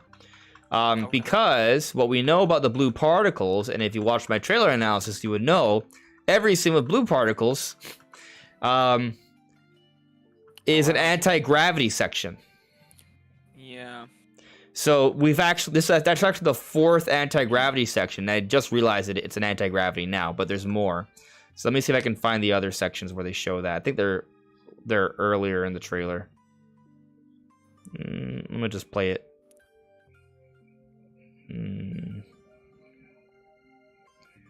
Let's see. I'm like trying to find it. 'Cause some of them happen really close to each other. It's like midway through. Yeah, there's one where Link's flying through a maze, and two others are with the water balls. Or orbs. I think it's coming up. Yeah, I think it's after all of this. crazy. Like there's kind of like there's like several montages, you know, like oh moment montage, oh moment montage, oh moment montage, and there. That's so how the Breath of the Wild trailer, and you all know which one I'm talking about. It's basically like 4 trailers in one. So here we can see the blue particles in the air again, and what we'll notice is the anti-gravity. So there you go. You can see how Link's jump is very weird. Like this is not normal. This is like I'm on the moon kind of jump. It's like a moon jump. Yeah, moon jump. There we go. They got the mechanics for it. So that's a blue particle area, and we got these water orbs. This might be a piece to the water dungeon. This is something. There's like mallow scoops down here. There's really so much I still could have talked about that I didn't in the initial analysis. But anyway, where's the next scene that has anti-gravity? It's not just the water dungeon, I think, because it's not this. Do you this see is just this in the background of that same shot, the one you're talking about, though? Yes. I know what you're talking. Not that far away. Yeah. Basically, I'm just playing the trailer for a moment while I was scratching myself. All right. You'll never know. Unless you say it. I know. The other parts are just later. It's coming up. It's soon. Also, I'm gonna play the music because it sounds good. There it is. I knew it. I remember it because of the music. Anyway, so this is the other scene that has the blue particles. There's another one where Link's in a labyrinth, but that's not important. We see the water orbs here. This is near Death Mountain, but based off where Death Mountain is, I would say we're probably right above Zora's Domain. Like we're close to straight above Zora's Domain. And there's another interesting consideration here. This goop that you pointed out last time could be the dark lines that we've seen throughout Hyrule. And I think it might be. And what's extra interesting about that is those dark lines, from what we've seen, actually might be touching down around Zora's Domain. So these dark lines might not be coming from one particular. They might not be all over the map. Just they might be something that's coming out from this water dungeon. So it could be that this goop is leaking down into Zora's Domain, causing serious problems. And so we go up to this water dungeon to solve it. I think you're hitting the nail on the head there. And with the water particles, they're not water particles, but the anti-gravity particles, that might also link that shark scene. Also, it's a shark, which is usually in water. I thought I saw something also when they did the camera turn. It kind of looked like sort of like the water temple. Well, there's a waterfall right there. It's a big one. Well, I'm kind of talking about a completely different scene at this point, like with the shark. Oh, yeah, which is actually a little bit later. Yeah. I know why I am here. Do you? I don't. We'll talk about that tomorrow. There's honestly so much. Yeah. It's such a good trailer. Where's my shark? You are not. There, that's not the shark. Where's Shark Boy? This is not the shark, but this is probably the water dungeon. Alone. Yeah. Yeah. I'm trying to see if I can find any of those other scenes here, but I'm not sure. But oh, wait. Blue particles. There's anti-gravity mechanics here too, looks like. So, yeah, I mean, I think they basically just showed us like 4 or 5 scenes in the water dungeon. Wait. Is that what is that goopy? Where? The goop? Where? Behind Sidon and Link when they're fighting the construct. What is that? That could be Looks like Mario Sunshine goop. That could be. Well, that's what looks like the goop that would probably be leaking down, causing Zora Domain to be in a problem. Right. But I don't. Yeah, but it doesn't seem like there's an active source there. It just seems like some kind of got spilled. Well, I mean, it's probably all over the place if this is the problem that's coming from the dungeon. Wonder how you get rid of it. I don't know. Floods in the game. You'll have to play the game and find out. Yeah, so this is definitely. I think we definitely. I think we have a lot of compelling evidence for this to be the water dungeon. There's some things I haven't mentioned, but I mean, I mentioned them. I just haven't shown them on footage, like where they touch down. Important too. Yeah. Like this is definitely not just a random sky island. Like that big giant water formation in the back, water fountain. Yeah, thing. this is a water dungeon. That's such a central. This is a water dungeon. Area for sure. Yeah. It looks like you might be able to move. I wonder if you can move parts of that as a puzzle, like that kind of half. I think you may be onto something with that, because if you look here, one of the vases is down, and it looks like waterfalls can be streaming from each one, so that could cause shifts in the environment. That's interesting. Man, I can't wait to play this. I can't wait. I cannot wait. Anyway, let's take a quick break. Not a break from the discussion. Just let me come back to the chat here. Go back to our faces. And let's answer some questions. And then we'll talk about the Switch 2 event rumor and the Pokemon stuff very briefly. And we'll come back to Tears of the Kingdom. And we'll probably ride on time to do our call-in, where we're just pretty much going to talk about the trailer in more depth. Let's see here. Okay. All right, looking here at the chat. Is my chat refreshed? I think so.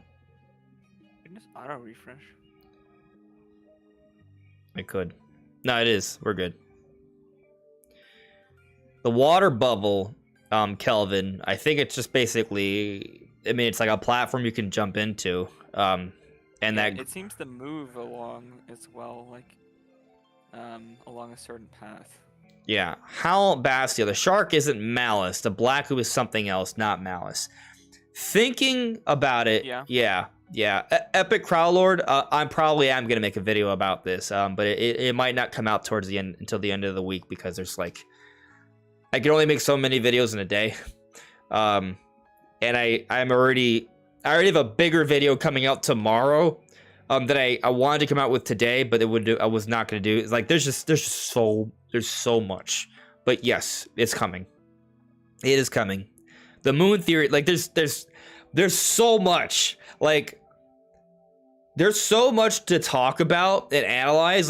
In this live stream, I feel like we're still discovering things. And we're still finding stuff. We're still finding so much stuff. It's crazy. I had saw the blue particles and I knew that it was anti-gravity, or I figured it was anti-gravity, but I didn't realize there were 7 different scenes with it. I thought it was just a couple. It's nuts. I wonder if it can mean other things than anti-gravity as well. It's also a very subtle effect. Yeah.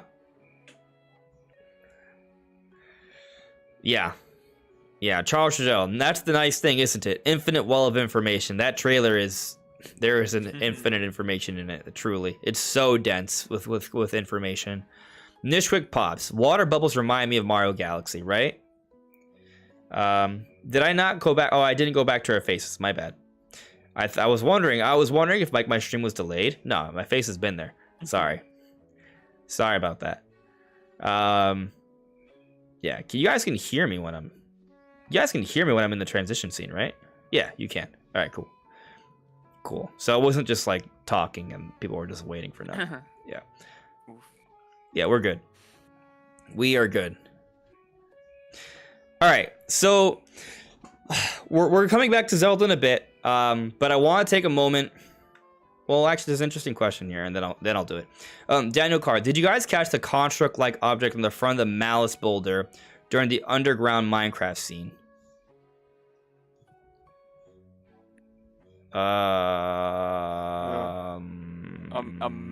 Wait, a Malice construct? Is that what he said? No. Did you guys don't catch really the construct-like object on the front of the Malice boulder during the underground minecart scene? So I'm familiar with the Malice boulder. There's like Yeah, I'm steam familiar coming with out the of it. boulder. I wouldn't say it's a. I wouldn't Well, necessarily say it's a Malice boulder. maybe. It could be a Malice boulder, but I don't. I think it's a little less. Well, maybe I have to look at it again, but. Yeah, let me pull it up real quick. I'll pull this up real quick because then I want to move on to the next topic.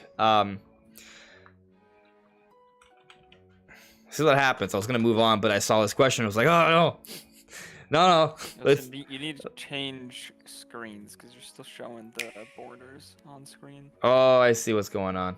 All right. Thank you.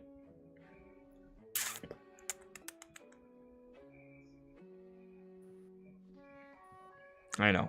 It's not as seamless as I'd like. I wish I had like. I only have 2 monitors. Like, if I had like several, I could be like up and just like not move anything around. Yeah, for sure. Yeah. I used to have 3 back in the day. It was very nice.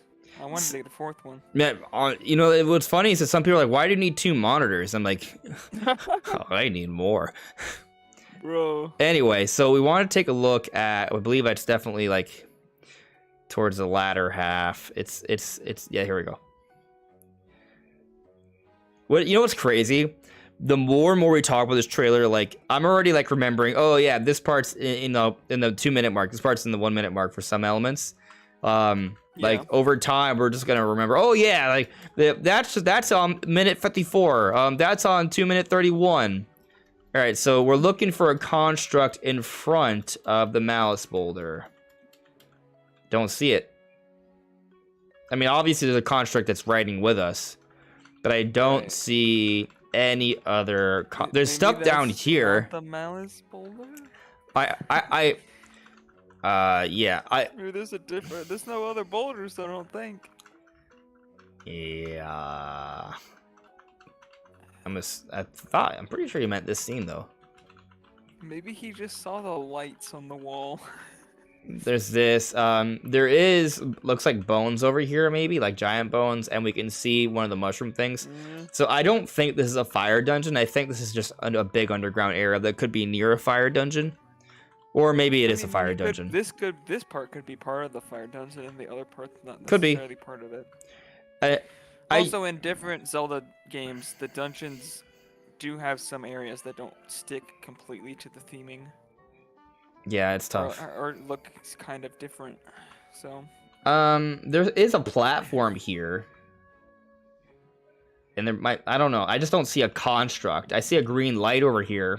And there's definitely stuff down there. This looks like a giant area though. Like I can't wait to explore this. It's vast. Yeah, I think that's part of what you're running towards in the other underground lava segment of the game. Could be. The trailer, I mean. Yeah.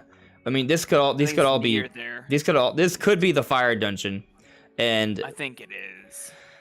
It is huge. That's exciting. Yunobo's not with you at the moment, though. But right. So it might not be. That's tough. But it's not necessarily.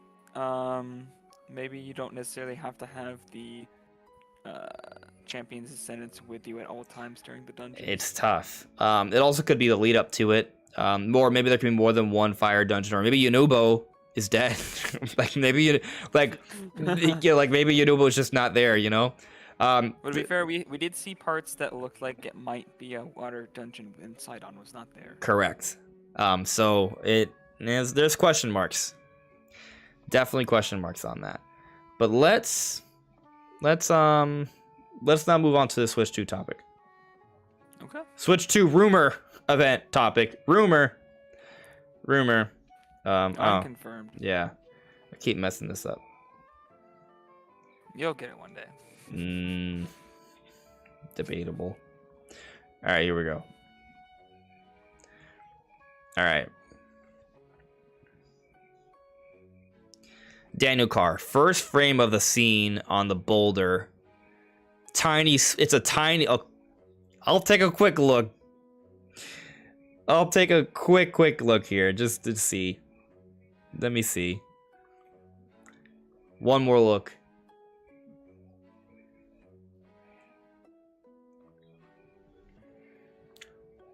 Got my eyes peeled. I got my eyes existing. All right. Close enough. All right. The very first frame, right? There's a spider. A spider? Okay. I kind of see a black dot. I don't see it. Oh, wait. I think I might see what he's talking about. I don't. see a spider on that boulder in the middle. This is a spider? That looks like just a dirt mark to me. It could be a spider, though, if you think. It might be. It looks like something. I guess it could be a spider. I think that's what he's talking about, though. I mean, it could be a spider. It could be not a spider. It's very hard to tell. Yeah, I'm looking at a streamed footage of very compressed trailer. So. It looks like a dirt mark to me. But if it is a Skulltula though, that would be cool. Test it. If it was that would be really so cool. down. Yeah. I think this is too pixelized. There's too much compression. I can't say for sure. It's too hard to say. Yeah. We know it's a Malice rock. The question is there something on the Malice rock? Like right here. Do we know it's a Malice rock? Oh, I mean, these parts look Malice. It looks like a rock that can blow up. Yeah. But it doesn't look like it has any like energy emanating from it or anything like Malice usually does. Yeah, I'm not sure. Anyways. It just looks like red lines. Yeah. It's not even purpley. Let's now talk about this rumor for a little bit. I'm not gonna talk about it for too long. But for a bit. Yeah, so this is the rumor. The rumor is that this June there will be an event announcing Nintendo Switch 2 or whatever it's going to be called. And part of the rumor also includes that it will be that people will be able to play it at an event in September, or maybe Nintendo Live. Which lines up with a lot of speculation we've already put out on the channel. If you watch the video on Sunday, we kind of touched on some of these ideas before the rumor. I mean, it just makes sense for there to be an event there. And maybe that's why this rumor even exists, just because it kind of makes sense.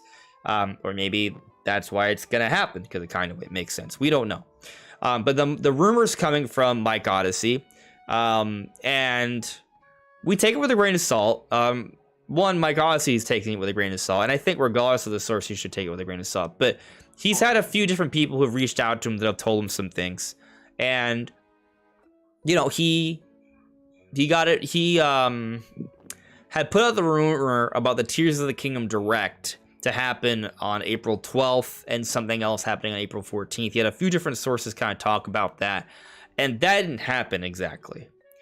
What happened was on the 13th. They announced, on the 13th, they announced a live stream for the trailer to happen on the 14th. So it wasn't exactly the same. But we did get Tears of the Kingdom news around the same time, as the rumor suggested. So, is it true? Is it not true? I don't know. What I can tell you is that Brandon and I were talking about there being a direct on April 12th before there was ever any rumor, because that's just what made sense to us.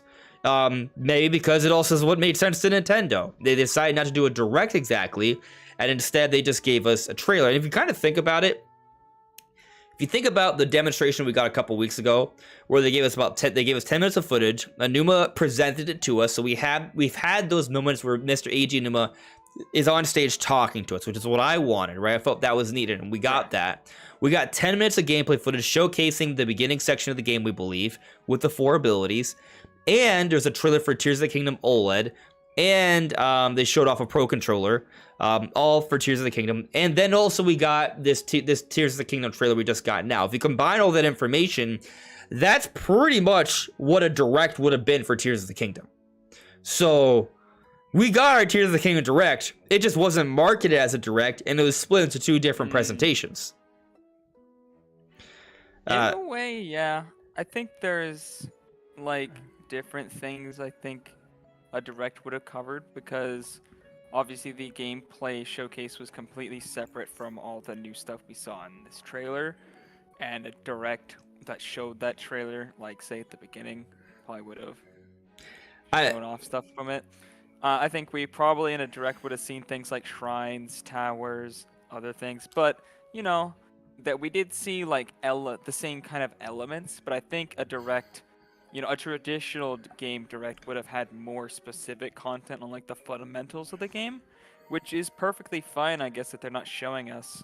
Because to be honest, I'm like, this is the first game in so long that I'm just gonna get in the game and not know what I'm supposed to do immediately. Yeah, it's kind of cool. I think what's interesting is while there were those times where like, oh come on Nintendo, why aren't you giving us the information? Where we're at right now. Oh yeah, I mean if they showed us the information tomorrow, I'd watch it. I would watch it, but I don't need any more information. Yeah. I'm totally satisfied. They've given us so much I think they've given us plenty to analyze and break down and think over. The crazy part is, as we kind of talked about this new piece of art that it came out today, as we get closer and closer, there will be more little pieces of information coming out about this. Maybe a little bit more art. Maybe they'll finally reveal Yunobo in art potentially, close to release. Eventually, we're going to probably hear about previews about the game. That's what's crazy. There are some media outlets that are going to get their hands on this game. They're going to start to talk about it, and that makes me jealous. By the way, I did try and reach out to get a review code. They never responded to me. I probably took too long. Also, I'm not that big yet. Subscribe, so maybe someday I will get those review copies for Zelda games before it's due. Do you need to join like the partner program for that? Not necessarily. Okay. Yeah. It's actually I don't understand all the nuance to it. Anyway, right. We're gonna be getting news about this game, but that's not the point, right? We're kind of tangenting. Let's come back. Switch 2. Rumor event. It's related in the sense that we're moving on from Tears of the Kingdom. There are rumors about the Tears of the Kingdom news, and we've been fairly, like, when it comes to our own personal speculation, we've been pretty spot on about when we're getting the news. Maybe not exactly in what it's going to be, but in terms of there being something, like the timing's we've been pretty good with that this year so far. Yeah, I'd say about the content, if you just listen to what I say is going to be in there, and then you just throw that out the window and just do the exact opposite of that, that's what will happen, because that's what's happened so far. The timing, though, you didn't. The timing, we're good. We're good on the timing. Brandon, you didn't doubt it. Specifically on the content. Yeah, you didn't. I was actually, even though I talked. Oh yeah, I was like 80% confident there was going to be something in that week. Yeah, even though I talked about it and I talked about how it made sense beforehand, when it came time, I was like, I don't know. No, I'm not so sure. Nintendo's really weird. But if you pay attention to my predictions video, everything I talked about that I think we're going to see in the trailer, I was basically right, because I asked for everything and they gave us almost everything. I did not ask for underwater in the that was not my prediction, and it was not shown. I do not know if it's there. I don't know. But that's a discussion for another time. That we'll I think if it was a big element of the game, they would have shown it. I think the fact that the water dungeon's in the air, yeah, and not hidden underwater, but maybe there's more than one water dungeon. Yeah, maybe. Could be a different type of dungeon, but it's still accessed through Lake Hylia or something. Yeah. Well, the other thing is that we can't assume that the trailer has given us all. I think the reality of the situation is the trailer probably still only scratching the surface. We've seen one tiny glimpse of Hateno Village, and that's pretty much the only town we've seen in the game. Anyways, damn it, Brandon, we keep tangenting back to Tears of the Kingdom. Oh, Switch 2. Okay, so it's a rumor. We gotta take it with a grain of salt, but his sources have. It's a little spotty, but it's not been totally off. So with that said, do you believe that there could be a Nintendo Switch 2 reveal event this June? Well, I 100% think there could be. It is interesting because they're not showing up to E3, right? Right. It's hard to say why, because Sony, who hasn't been showing up for years, they're obviously not coming. But Microsoft, they were not going to come either, and then eventually, E3 obviously had to cancel because nobody's coming. Why is Nintendo not coming? I mean, there's multiple reasons. Could be because they felt E3 was not a viable showcase anymore, or they didn't need to be there. Or it could be because they didn't think they had enough games to show. Seems unlikely. They've had some really poor E3s in the past.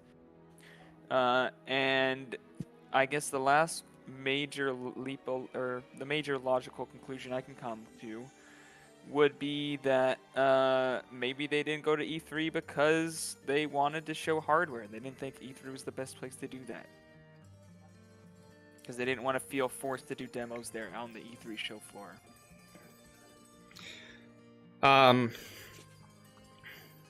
Yeah, it's possible they want to do that. I do think you bring up a good point, Brandon, that it's a little curious that they decided to skip E3 this year. So, could be related. It could be. I think that they're gonna have to give us news really soon. But that doesn't mean it has to be in the form of a Switch 2 event. I mean, I just mean Nintendo news, period, right? I think announcements do need to come soon. And I guess where I'm at right now is that, yes, I'm talking about Switch 2. Yes, I'm excited about Switch 2. And yes, I do think Switch 2 is around the corner. But around the corner for me means sometime by the end of this year to sometime by the end of next year. Yeah. And in my brain, I have a bias towards, sooner the better, right? Because if it comes out sooner, that's more exciting. That's in terms of covering news, right after Tears of the Kingdom, there's the next big thing. For me, that's amazing, right?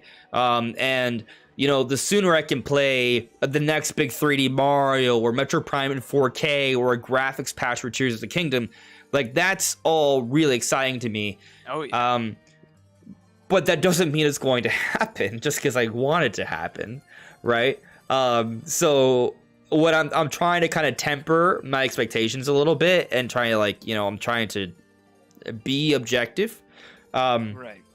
And what my personal take is that I think if Nintendo can, they should come out with Switch 2 by this holiday. But sometimes the stars don't align so perfectly. And I think they can probably get away with kind of coming out sometime early next year or even sometime in the second half of 2024. It really comes down to how they're pushing, how they're marketing things and what they're pushing in terms of software. Yeah, it's all about the software, right? Because if they got, the sequel to Mario Odyssey or whatever the next 3D Mario game is ready to go this holiday, then yeah, sure, launch the console. But then you also got to think, do they have the console ready? I assume at this point they do. Design-wise, I definitely think they have it ready. Whether or not they've been able to manufacture enough to do a good, stable launch this year, I don't know. Yeah. It's hard to say if they even started manufacturing or not. Who knows? I imagine they'll probably start pretty early because they don't want it to be not available. The Switch kind of had some availability issues for sure. Yeah, I mean, so the one thing that really sticks out to me, there's a couple of things. One, the Pokemon leak. There's been nothing to disprove that, and it holds up so well. And that leak tells us that there's going to be a graphics patch for a next generation Switch for Pokemon Scarlet and Violet sometime this winter. There's nothing to disprove that, and that's been so solid. And the second thing is that recently Miyamoto was asked about the next Mario game, and he pointed our direction towards a Nintendo Direct, which some people call Nothing Burger, but I think when you factor in that this is an interview in the lead up to the Mario movie that's reaching a far larger audience, instead of just saying we're always working on Mario, he instead decided to say pay attention to future Nintendo Directs. So it is interesting. Wording. Exactly. So I think either way that there's some. I feel like even if he wasn't alluding to the fact that it's gonna be this year, I do think there's gonna be a 3D Mario game announced in a Nintendo Direct within the next year or two. So it's still relatively, I still think that he could still be hinting with this, even if it's not coming out this year. You're right.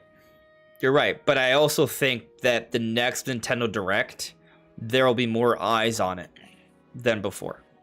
Next Nintendo Direct, we're going to actually...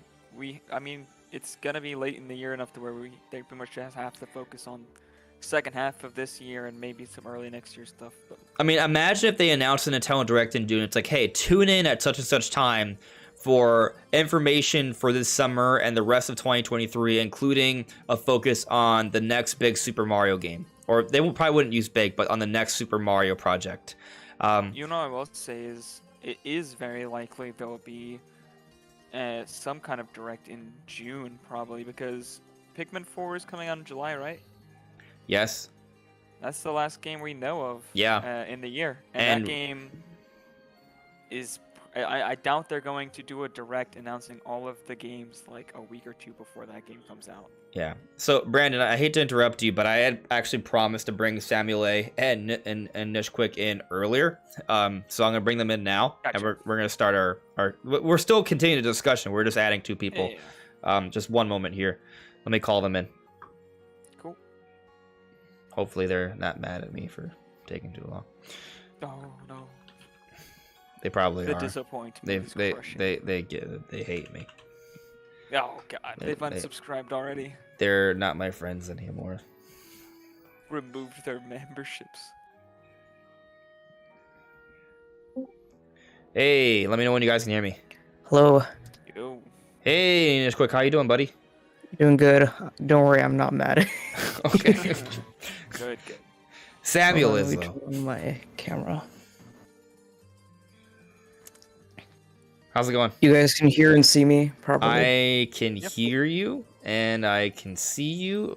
I'm just bouncing your volume a little bit. Cool. I think you're good, though.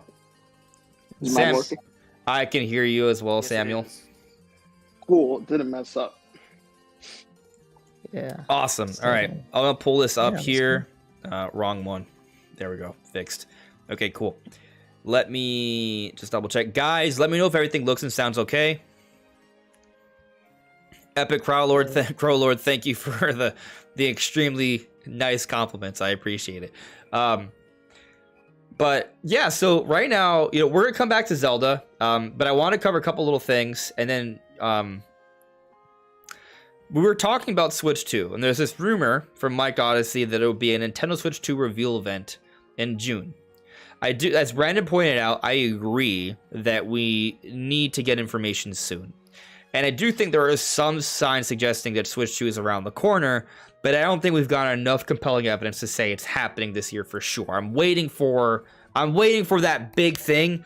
I don't think we've gotten the big thing yet. Yeah.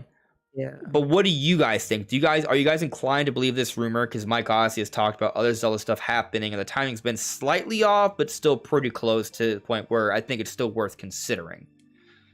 I will say this about the Mike Odyssey stuff. Like, approaching the April 12th stuff, I was like, oh, Direct? No, Direct. Like, is there going to be a Direct? We got the trailer, but you guys did mention that leaked ad, right? With the flaming Gleeok. That sort of proves something he said about the Gleeok variants. So that thing might be true. And if there is a Switch 2 event, I think it has to be in June. I think because like Summer of Gaming, big news from all the publishers, I think it has to be in June. So this thing I do believe, because why else would they be hyping up Nintendo Live in September, or would they be hyping it up now? Unless they have something like really big there. So I get what you're saying. That is true. Because some of Mike Odyssey's, and again, Mike Odyssey's not saying this is 100%, so don't attack him, don't do anything like that. There's just some things he's heard that have lined up with things that have actually happened. And you're right. He talked about there being a flame Gleeok, and we now know there is a flame Gleeok. That part is 100% true. But the flame Gleeok thing is something that you probably could have surmised. Right? Like it's like with the Cheese eyeball stuff. Exactly. That was also in the rumor, but people were able to figure that out. So this is someone that's in the February trailer as well. The Keys eyeball. It was just super subtle, right? So I don't think it means that the rumor is totally legit, but it's kind of one of those things where it might be. Like, there's nothing that's like hard confirms it either. What do you think, Samuel? Yeah, so yeah, I mean, Mike Odyssey's been kind of right with some, wrong with some things. I think it is coming out in the second half of this year, and if not the second half of this year, early next year. But I don't think they're going to wait all the way till second half of 2024. Hypothetically, they could, but I don't think they will, because this isn't Iwata running the company anymore. This is Furukawa, and he's interested in money, right? And Switch sales to- more are money. kind of slow. Right, like I believe the expectation is that this year's Switch, base Switch, will not sell as much as prior years. Like, there's going to be a percentage drop that's more than 10%. Like, I think they're, I gotta double check the numbers, but I think they're expecting like 75% or something like that's. I shouldn't even put a percentage because I don't even remember. So don't take Yeah, that to bed. so I looked at a chart of the Wii sales drop off in the year 6 compared to its peak, along side by side with the Switch, and obviously the Switch is selling more in its 6th year, or 7th year now, but the percentage drop off is similar. So this was the year that the Wii, because Switch sales have almost sold like 29 million in fiscal year 2020 or 2021, and now it's this fiscal year it's probably going to sell 17-18 million. Yeah, I think they're forecasting less than 20 million. Yeah. So it's almost cut in half. It's not like they couldn't get away with releasing a console next year. They absolutely could. But I don't think they want to do that. Plus, that T239 chip was taped off last year. I don't think they want to. I think that's going to be the chip they use, and I don't think they want to wait too long to where that chip's outdated. Well, I mean, yeah, it would line up because that chip, as you said, it did go into production last year. So if we go off the same kind of time frame for like what the Switch original chip uses, you know, the how is this going out of my brain? X1, Tegra, right? Tegra X1, Yeah. yes, thank you. That was a 2015 chip, and obviously the Switch came out 2017. So, you know, a 2021 chip for or 2022 chip for 2023 wouldn't be that far off. Be a little bit closer though. But I would expect that for a customized chip. Yeah, that'll be a massive bump from what we have right now to the next yeah. generation Switch. Yeah, Yeah. I think it's gonna DLSS like not accounted for. It's still gonna be a little more powerful than a Steam Deck, which is pretty impressive. Yeah. Xbox One, PS4 level with DLSS actually, like, Similar to that it's gonna look better than PS4 games because of DLSS, because it's modern tech, right? Like, that's Yeah. and given that it's a handheld, that's gonna be impressive. Like, maybe it doesn't look better in handheld mode because it's at a lower resolution, but you know, pixel density, all that jazz. Like, it's gonna look, things are gonna look really good. Like, imagine what. I'll say is one quick thing. Yeah, I was just gonna say, imagine what the Zelda team could do with a game. Like, you look at Horizon, how amazing that looks. Now imagine if the Zelda team made a game with the Horizon engine, or like they adapted their open air Breath of the Wild physics with Horizon level graphics. Like, that would just be the great. I mean, Breath of the Wild is already arguably the greatest game ever, and Tears of the Kingdom might even surpass it. But like, the next Zelda game, I think might even surpass them. So, you know, Xenoblade 4 as well. yeah, that'll be sick. yeah. It'll be so sick. Yeah. But what are you I gonna was say? ask, Yeah. do you think we'll get 900p handheld, or will it still be 720p? I don't mind 720p as long as a lot of games are 60 FPS, but 900p is a possibility if it is on par, if not better than the Steam Deck. Because Steam Deck is, correct me if I'm wrong, it is 900p, is that correct? It's not. It is 800p. Oh, It's okay. actually a different aspect ratio. It's not. It's 16 by 10, not 16 by 9. So it's Uh, actually just a 1280 by 800 panel. Okay. So it's not even really 800p. It's not basically much of a 720p. difference from Switch, honestly. Yeah. Yeah. So first off, I'm not going to complain if it's a higher resolution, right? Like, I'm okay with that. I'm gonna assume that whatever it is, it's an OLED screen. Like, I think it'll be weird to have a Switch 2 come out and not have an OLED screen in there, or something that compares, at least something comparable to the colors that you get with an OLED screen, you know? Because in a way, it's almost like, oh, Switch 2 comes out, even if Switch 2 games still look better because of better graphics, Switch 1 games would arguably be worse on Switch 2 because it lacks the OLED screen, right? Obviously not when docked, but in handheld mode. So I assume that there'll at least be OLED screens. But I've kind of been assuming it would basically just be the exact same screen that the OLED has. Because they already have a lot on that. They've already paid for that. So I feel like it would be strange to move on to another screen so soon. I mean, of course they can. But I also am not sure that's necessary. Like, if the thing is, like, they're always looking for, like, cost-effective things, right? Like, so is it cost-effective to move on to a 1080p OLED screen that's about the same size, where the pixel densities might not make it totally worth it? Like, how much return are we getting for that in terms of, like, improvement for on visuals? a 7-inch screen, a 1080p display would be quite an improvement. Because even the games that hit a full 720p, I mean, if you have anti-aliasing, then it's a bit blurry. And if you don't have anti-aliasing, then it's very pixelated and aliased. Yeah. So I do think 1080p would be an upgrade, and I think it is possible because, like, the Steam Deck has a 720p screen basically, but it also doesn't have DLSS. You can use FSR. Yeah, it's not OLED. But I just mean, like, in terms of being able to actually hit like 1080p in a lot of games in handheld mode. First of all, a lot of backwards compatible Switch games will definitely be able to hit that, like Smash and Mario Kart and things like that.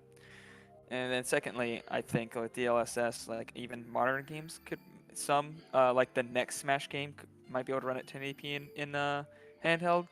But I'm not sure if they'll find it to be worth it for things like cost, as Andres was saying. But I think in terms of power, like, because the Steam Deck, you know, a lot of times you don't even hit 720p, but again, you're not really using reconstruction that often.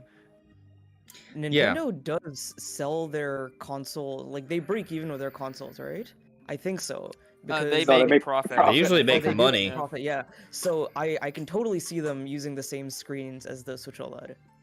I also bet that will not have an IR sensor anymore. Like, do you know how the right Joy-Con has an IR sensor? I bet they'll just scrap that because it's barely used. Yeah, I kind of forgot it existed after, like, the first month. They really only never used it again other than 1-2 Switch. I used it for Well, they use it for Labo. Last time I used it. Yeah. A lot of Labo software can't work without the IR. In fact, I'm pretty sure all Labo software does not work without the IR. Yeah, and I think Labo's the only cool. game I used it for was Ring Fit. Now that I think about it. What did you? Yeah, maybe. Okay, I guess maybe they could keep it.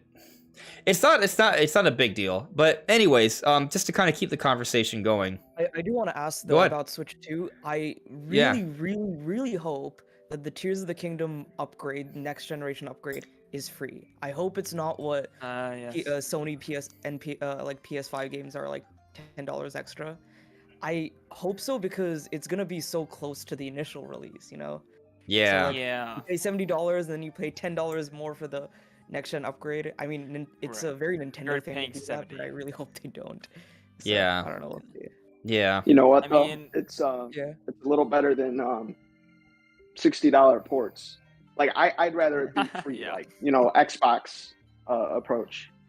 But Xbox. Yeah, I think they're gonna take the Sony approach. I mean, some Sony. I think the way they view it is not every single one. Yeah, I think the way they view it is, you know, if they have to put a significant amount of money into this upgrade, which will probably go into Zelda, it's gonna practically be a remaster. I think Zelda. I think they wouldn't need to charge for that because it's close enough to the launch where they're probably already working on that version of the game alongside of the game, right? But I think if you want to see, like, Doom Eternal or, like, other older third parties get upgrades, I think you probably will have to pay for those, or other older first party Nintendo games. I will also say, like, 2020 November, December when PS5 launched, I remember like people could put their PS4 disc of Ghost of Tsushima in their PS5 and it would run at 60 FPS instead of 30 without like any like upgrade or like having to Yeah, download I anything. believe you had to not download the patch that caps the frame rate. Okay. All right. Yeah. But yeah, there was actually several PS5 games and I believe Xbox Yeah. games as well that had this feature Dark where Souls you, 3 if and you had the Sekiro do that disc. too, I think. So. Yeah, because Yeah, the we'll gold see. master code doesn't have the cap in it, but the day one patch does. So if you just run it without updating it ever, you can run it at higher frame rate. Oh, okay. I'll remember that. Yeah, for I my think next they're. Sekiro. Sorry. Oh, go ahead. Very Sam. useful for select titles.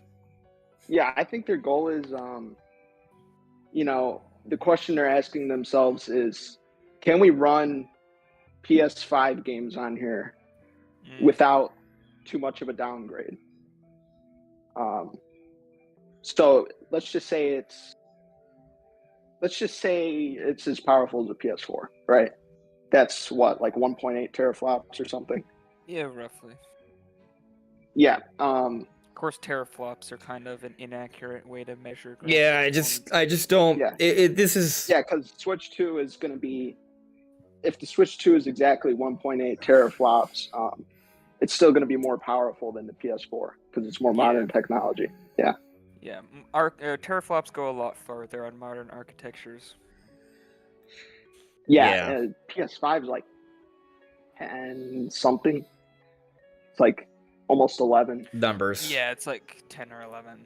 And then the Xbox is like 12, but it barely runs any faster than the PlayStation because, again, teraflops is one way of measuring not even performance, it's just measuring like a speed of cycles and things like that. Yet but Xbox what you can still do has per first-party cycle is games different running at per 30 architecture. FPS. Oh, God. Redfall. Not Redfall. Yeah, well, there are movies that run at 24. Oh, the Mario movie. Too low God, frame rate. Starfield's going to run at like 10 FPS. No. I'm joking, but I'm give joking. you those anime frame rates, 12 With the FPS. Bethesda glitches. Yeah, I'm joking about frame rate, but I mean it is true. Most movies do run at that frame rate, and the reason is because sometimes frame rate is a design choice, not more realistic feel. Different. Well, I believe a slower frame rate kind of gives it more of like a cinematic feel, and then faster frame rates make it feel more fluid. So like the shutter speed and camera motion blur length and different things as well, especially in animated films. Yeah. Because the way that 24 Mulan frames in 60 FPS and it was like almost a completely different movie. Yeah. I remember, the Hobbit trilogy. They had a 24 FPS and a 48 FPS versions. Yeah. Yeah. Nice. I think I watched it at 48 FPS. It was weird at first, but I got used to it fairly quick. It's just, frame rate. To talk about the Switch 2, just one more point is... No, not allowed. We haven't really seen the next-gen consoles, like, hit their stride. And we haven't really seen, like, Unreal Engine 5 games or anything like that. Not a lot of games that use, like, a ton of ray tracing or advanced next-gen features. And Unreal Engine 5 is supported by Switch, but obviously none of the advanced features. Eventually, though, and very soon, probably even this year, there's going to be games that will come out that only work on things that support the more advanced features. And, Nintendo might want third-party games that run on Unreal Engine 5. So those are actually going to start coming out. So it kind of makes sense to have supporting hardware. But again, Nintendo, like, they don't care about having third parties be a couple years old as well. So yeah. But it is interesting that we're actually seeing like hardware hit the stride to where a next gen Switch could be very well utilized. Yeah, their main concern is, what sells Nintendo consoles is the first parties. Otherwise, everyone would just buy a Steam Deck, and we don't see that outselling the Switch. If Nintendo did have good third-party support, they would make so much more money. I mean, most of the money that Sony and Xbox makes is from third-party ports. I think they Actually, get Sony 30 or 40% of their all game revenue that's on their store. So like when Call of Duty is on the store, every time it sells, they get like 30 or 40% of the money. And they Yeah, didn't put actually, anything into why that. We're gonna Sony's get Call of Duty fighting- on Switch, so that's Yeah. one big Bro, major third. yeah, game. just think about it. If they announce a Switch 2 this summer, and they're like, hey, you can play the latest Call of Duty, you can play Elden Ring, you can play Resident Evil 4 Remake I on the 100%, go. yeah. OMG. Like, that's a selling point. I mean, it's kind of like how, remember when like Skyrim on the go was like, holy, that's fake. Yeah. That's not real. Elden Ring, I don't know if it'll be an immediate, like, maybe within the first year. I'm not sure about that. Warzone is gonna be like an immediate, like, advertisement, like. I just you know, want Elden trailer, Ring on people are playing Switch. Warzone I on the want go. Elden Ring on Nintendo system. Yeah. That's all. Yeah. It would be cool. It would be very cool to have Elden Ring handheld. I mean, it is on Steam Deck, but on Switch it would be nice. Yeah. Is Dark Switch Souls 2. 3 on Switch 2. Elden Ring is that's No, not happening it on is. Switch. They Hey, should Andre- do It's it just on Dark Souls remastered. What's up, Sammy? Yeah, it's just the first one. Did you play Elden Ring yet? No. I know you said you were. No. You Okay, should. I wanted to. I'm waiting for remind you Switch of 2. Elden Ring because a lot of this okay, like, I don't. If you don't mind, transitioning over to Tears of the Kingdom again, but this underground stuff, like, I don't want to spoil too much of Elden Ring, but I really feel like this delay from 2022 to 2023 was because they were getting some inspiration from Elden Ring, and they're like, some of this underground stuff we really need to flesh it out. I know I need to play Elden Ring. Okay, I know, but I don't have time. Yeah, understandable. Yeah. I don't have I get time. it. I really I'm want busy to. too. I really want to. I love the Souls games. But It is the outside best of open Nintendo world games, I've seen since Breath of the Wild. there are That's there are like 3 out there. franchises I'm a big fan of that aren't made by Nintendo. Monster Hunter, which fortunately is usually on Nintendo. Love Monster Hunter to death. Resident Evil, sometimes on Nintendo. Love it to death. The Soulsborne games. Yeah. I Freaking love them. Soulsborne games. My man. favorite Love PS5 it. game is Bloodborne. Yeah. Dark Souls, by the way, I also like. I just love them. I want Elden Ring. I do. I do. It's straight up the Alright, time thing. yeah. I don't have time. Yeah. I'm still on the It's Great a Plateau really, and Breath of the really- Wild. Go ahead, try to replay. I mean, I'm only playing through live stream. By the way, live stream tomorrow is me beating the Lionel on the Great Plateau. I know. The last 2 streams I got my butt kicked, but this time it's happening. I swear. up on In Bob Arrow. fact, I'll tell you right now Done it what the before, title's gonna you can be. Do it again. The title of the stream tomorrow is this: Tears of the Kingdom hype stream dash. If I don't beat this Lionel, I am selling my Switch. Oh my gosh. Oh, Tomorrow. You'll see. yeah, but just imagine like a Switch 2. We could get all the we could get probably most current games on there. And we could get like, like the Soulsborne games, like Dark Souls 3. Yeah. I remember I played that during the pandemic and I beat it. Like I went to New Game 7. I was addicted to that. Yeah. Elden Ring as well. Yeah, Elden Ring's kind of like Breath of the Wild, but expanded a little bit. Elden Yeah. Ring really reminded me of Breath of the Wild, but a much more difficult and much more combat-focused version of Breath of the Wild. Right. Because I had friends who played Elden Ring, and I was like, if you like Elden Ring, try Breath of the Wild. And they love Breath of the Wild, but the only complaint they had was combat should be more complex, and the boss battles weren't up there. But the open Yeah. world of Elden Ring is spectacular. It is hands down the best open world I've played since Breath of the Wild. Interesting. I will play Elden Ring, and maybe I'll stream it. I don't know. This is what I get. Some people are asking me to stream Elden Ring before Tears of the Kingdom. The goal is to beat Breath of the Wild first in Master Mode. Yeah. I don't even know if I'm gonna be able to do that. Problem is, you'd have to play it on your PS4.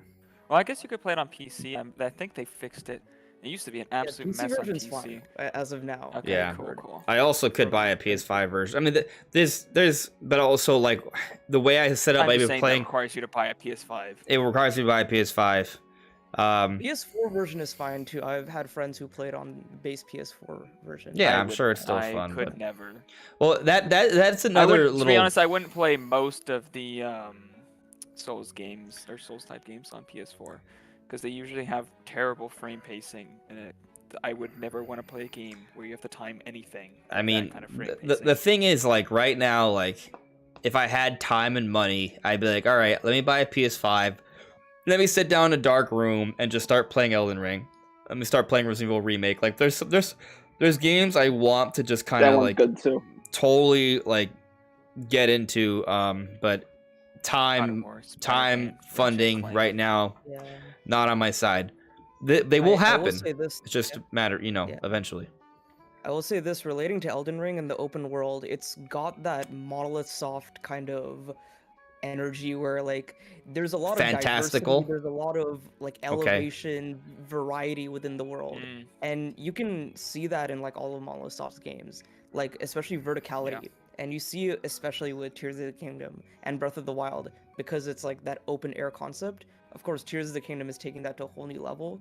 But I think I mentioned this on one of your chats. I've been playing Xenoblade Chronicles X, and I recently got the Skell, and that just opens up the game. Changes so much. Everything. It becomes a different game. Like a lot of modern day open world games, I've been like noticing this. It's just like a flat plane, whereas like Monolith Soft like has the flat plane, but it like goes above. Like the verticality is just insane how they do it. So I'm very excited. Like that's one thing I'm very excited for in Tears of the Kingdom. Yeah, that's a great point because Xenoblade X kind of feels like maybe Xenoblade X is the true beta to Tears of the Kingdom. Oh yeah, it's and impressive to Breath of the Wild. Go on, Brandon. Go on. I was just gonna say it's impressive that Nintendo has had this verticality not only for Breath of the Wild, but they're going so much harder in Tears of the Kingdom because one of the reasons games are so flat and not so vertical and have so many things stacked on top of each other is because it's like way harder to run that. Like you need an engine that can be able to get rid of everything that's not needed because you're all of a sudden having to render all this stuff that you can see at one point right above you and below you that you could interact with at a much quicker thing, whereas before. Yeah, and that's why you see a lot of open world games on other consoles where there's just like a lot of empty space in between everything, is because those are kind of like really long loading zones as the game streams in the content as you move closer to a more important area. So it's actually quite impressive that you can just jump from Sky Island down to Sky Island and down to the ground and then go underground. It's kind of crazy that they even got that to work. Yeah, I'm very glad they showed that in the gameplay presentation. Yeah. But so we're gonna say something?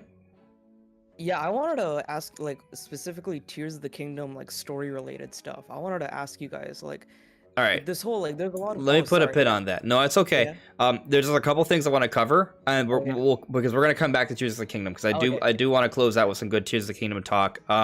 First, just let me get to a couple questions in the chat. Then I want to briefly talk about the Pokemon thing because I said I would. And then we'll come back to Tears of the Kingdom. So looking here, yeah. So anyways, if I were to stream Elden Ring, it probably would be after I finish Tears of the Kingdom.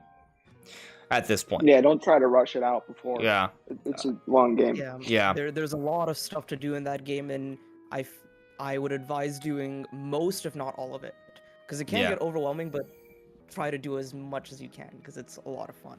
Yeah, I mean, I know it is. I look forward to it. Patrick JFS Smith asks, Andres, thoughts on mysterious figure with Zelda being a dragon deity, but the Zonai worship the original hero? I think, and a lot of this... I have thoughts on this too. I think there is something to the idea that character that puts his hand on Zelda's shoulder... and also the one where they show the front face of it. It might be a different character, but but the same race, or it could be just the same character. I believe this character is depicting a character or the character that's on the stone carvings, with the 7 tiers and the long ears. I think that's the same character, and I also think that lady with the tan, the beautiful long hair, and the golden powers, and like the Zonai clothing looks like. I think that is the princess that's in those stone carvings as well. And I think those two characters are what we see there. I am not sure what to call a dragon, what to call Zonai. The Zonai worship dragon. Some people have gotten mad at me for calling him the Goat Man. I've never once seen any goat-like qualities from this man. Why are people calling him the Goat Man? Can somebody explain? First of all, his face very much does look like a goat. But another thing is his I don't know if you guys know who Limcube is. He's like a Breath of the Wild I've seen him on Twitter. Yeah, he has a theory that this goat Zonai deity guy is one of the dragons, but taking like a different form. Maybe Interesting. It's like Farosh or someone else, but he specifically said that it was the dragon that we see Farosh in those screenshots, which is not. It's not Farosh, another dragon. It's that like light blue kind of yellow dragon. Yeah, the one the yellowish mane. Yeah, he he says that each of these dragons can represent like a different like virtue or something, and like they might be sages or something like that. But he says that this deity could be like a different form of that dragon. Not entirely sure. I think he's just like a sage or a deity. But yeah. I'm still stuck on this goat thing. I'm gonna be honest. He doesn't look like a goat. Does he look like a dragon? Images of him. No, yeah, actually, when you look at him next to the dragon, he looks a lot more like a dragon than I'm looking at next to the goat. All right. You ready for this? You ready for this? You ready for this? The dragons were actually they put in animalistic like qualities like dragons and like dogs and goats. So I still don't think they look like goats. Well, what do you mean by that? Even if they're meant to look like goats, I think it doesn't look anything like a goat. This is ridiculous. No goat-like qualities. I'm looking at this goat's so cute. It's a furry person. The person has fur. The back of the How does it have fur? Where is their fur? Did you see the back of the digital download card? Because you get a better look at him, and he's like scratching his beard. I think he very much looks like a goat in that, but that's just... Yeah. I beg to disagree. Also... You beg to... I have like my own theory about this. I'm like making my own video on this, but basically my theory is that maybe, just maybe, this like deity guy is the original hero who fought against the original Calamity, and that woman, that princess, is the princess who fought alongside of him. So that tapestry painting we see in Breath of the Wild on Impa is giving that whole exposition. Maybe it's these guys, but the hole in that theory would be that hero in the tapestry wouldn't be Link unless this guy is Link, which I don't think he is. But I don't know. What do you guys think about that? Could you repeat the question? Yeah. Go ahead. Well, question meaning like basically my theory is that the goat guy and that Zonai woman are the original like hero and princess. Yeah, like on the tapestry. Yeah, in the Breath of the Wild tapestry, fighting against the Calamity 10,000 years ago. That's my theory too. Yeah. Yeah, I think there's something to. Was there more to it? Was there more to it though? I was trying to pull a link for your channel because I'm gonna share it in the chat. Oh yeah, thank you. But I just don't know how that story fighting against the Calamity relates to the whole like the princess falling in the cave paintings of the Tears of the Kingdom trailer and like them locking the arms. I think like them locking the arms and creating those two tears is like them doing something to ensure that Ganondorf is sealed. But the caveat is that every 100 years the Calamity will come out of wherever. Yeah. There's very little to go off of, but the theory crafting is pretty fun. But yeah, it would just be very weird to me if this mysterious woman is also named Zelda, because that will make things very confusing. Zelda in the present, Zelda in the past, or maybe they maybe named Zelda. I mean, it would be cool if she was Zelda though. Yeah, it would be very cool, but I just hope that her name isn't Zelda. Yeah, because that would make things. What if it's Hilda? I don't know. No, It's not. that would It have can't all be, kinds no. of different, It's yeah, not. all No. kinds of different implications with that. Yeah. I don't know what name they're gonna go with. She looks like a different person, but like the same role, right? I mean, is there any rule that says that every single incarnation has to be Zelda? It feels like before we saw her, I was compelled to say yes, but I don't know. Yeah. Well, Before we Zelda as well. Yeah, I just want to put a pin on this because I see where we're going. We're definitely gonna go like dive deep into Tears of the Kingdom. I just want to mention this before we completely dive into this. Did you guys see that they announced a new Pokemon? It came from the Pokemon anime. So the main character, she has a pendant, and that pendant transforms into this little turtle thing. And the turtle thing is a pre-evolution, looks like, of the Terapagos. We don't know if it's a pre-evolution per se, but it seems like it. A Terapagos that we're gonna get in the DLC. I personally haven't played Scarlet and Violet yet, but I will say my whole thing is like I did see those like drawings that they made in the book about like the DLC and like the whole the giant like egg thing, right? I feel like this might be like a what's that in Solgaleo's Cosmog, right? It would be like Cosmog. No, it would be this like small turtle which evolves into Terapagos, and then the final evolution is like that giant egg. So there's been some theories that would be like a terrestrial form. Oh, okay. And by the way, to bring this full circle, the leaker had an update supposedly saying that there would be terrestrial forms. So if we get confirmation that terrestrialization, some Pokemon have new forms there, that supports the theory. Terrestrial forms or paradox forms? I can't remember. Terrestrial. Oh, okay. As in when you terrorize, it's a new form beyond just a crystal thing. Oh, like the Gigantamax. And what would be crazy about this is that would first support the leak that suggested that there would be a graphics patch for Pokemon for Switch 2 this winter. Further supporting Switch 2, and also suggesting that maybe we get a graphics patch for TOTK this winter as well. And now we've come back full circle to Tears of the Kingdom. Original Switch. Yeah.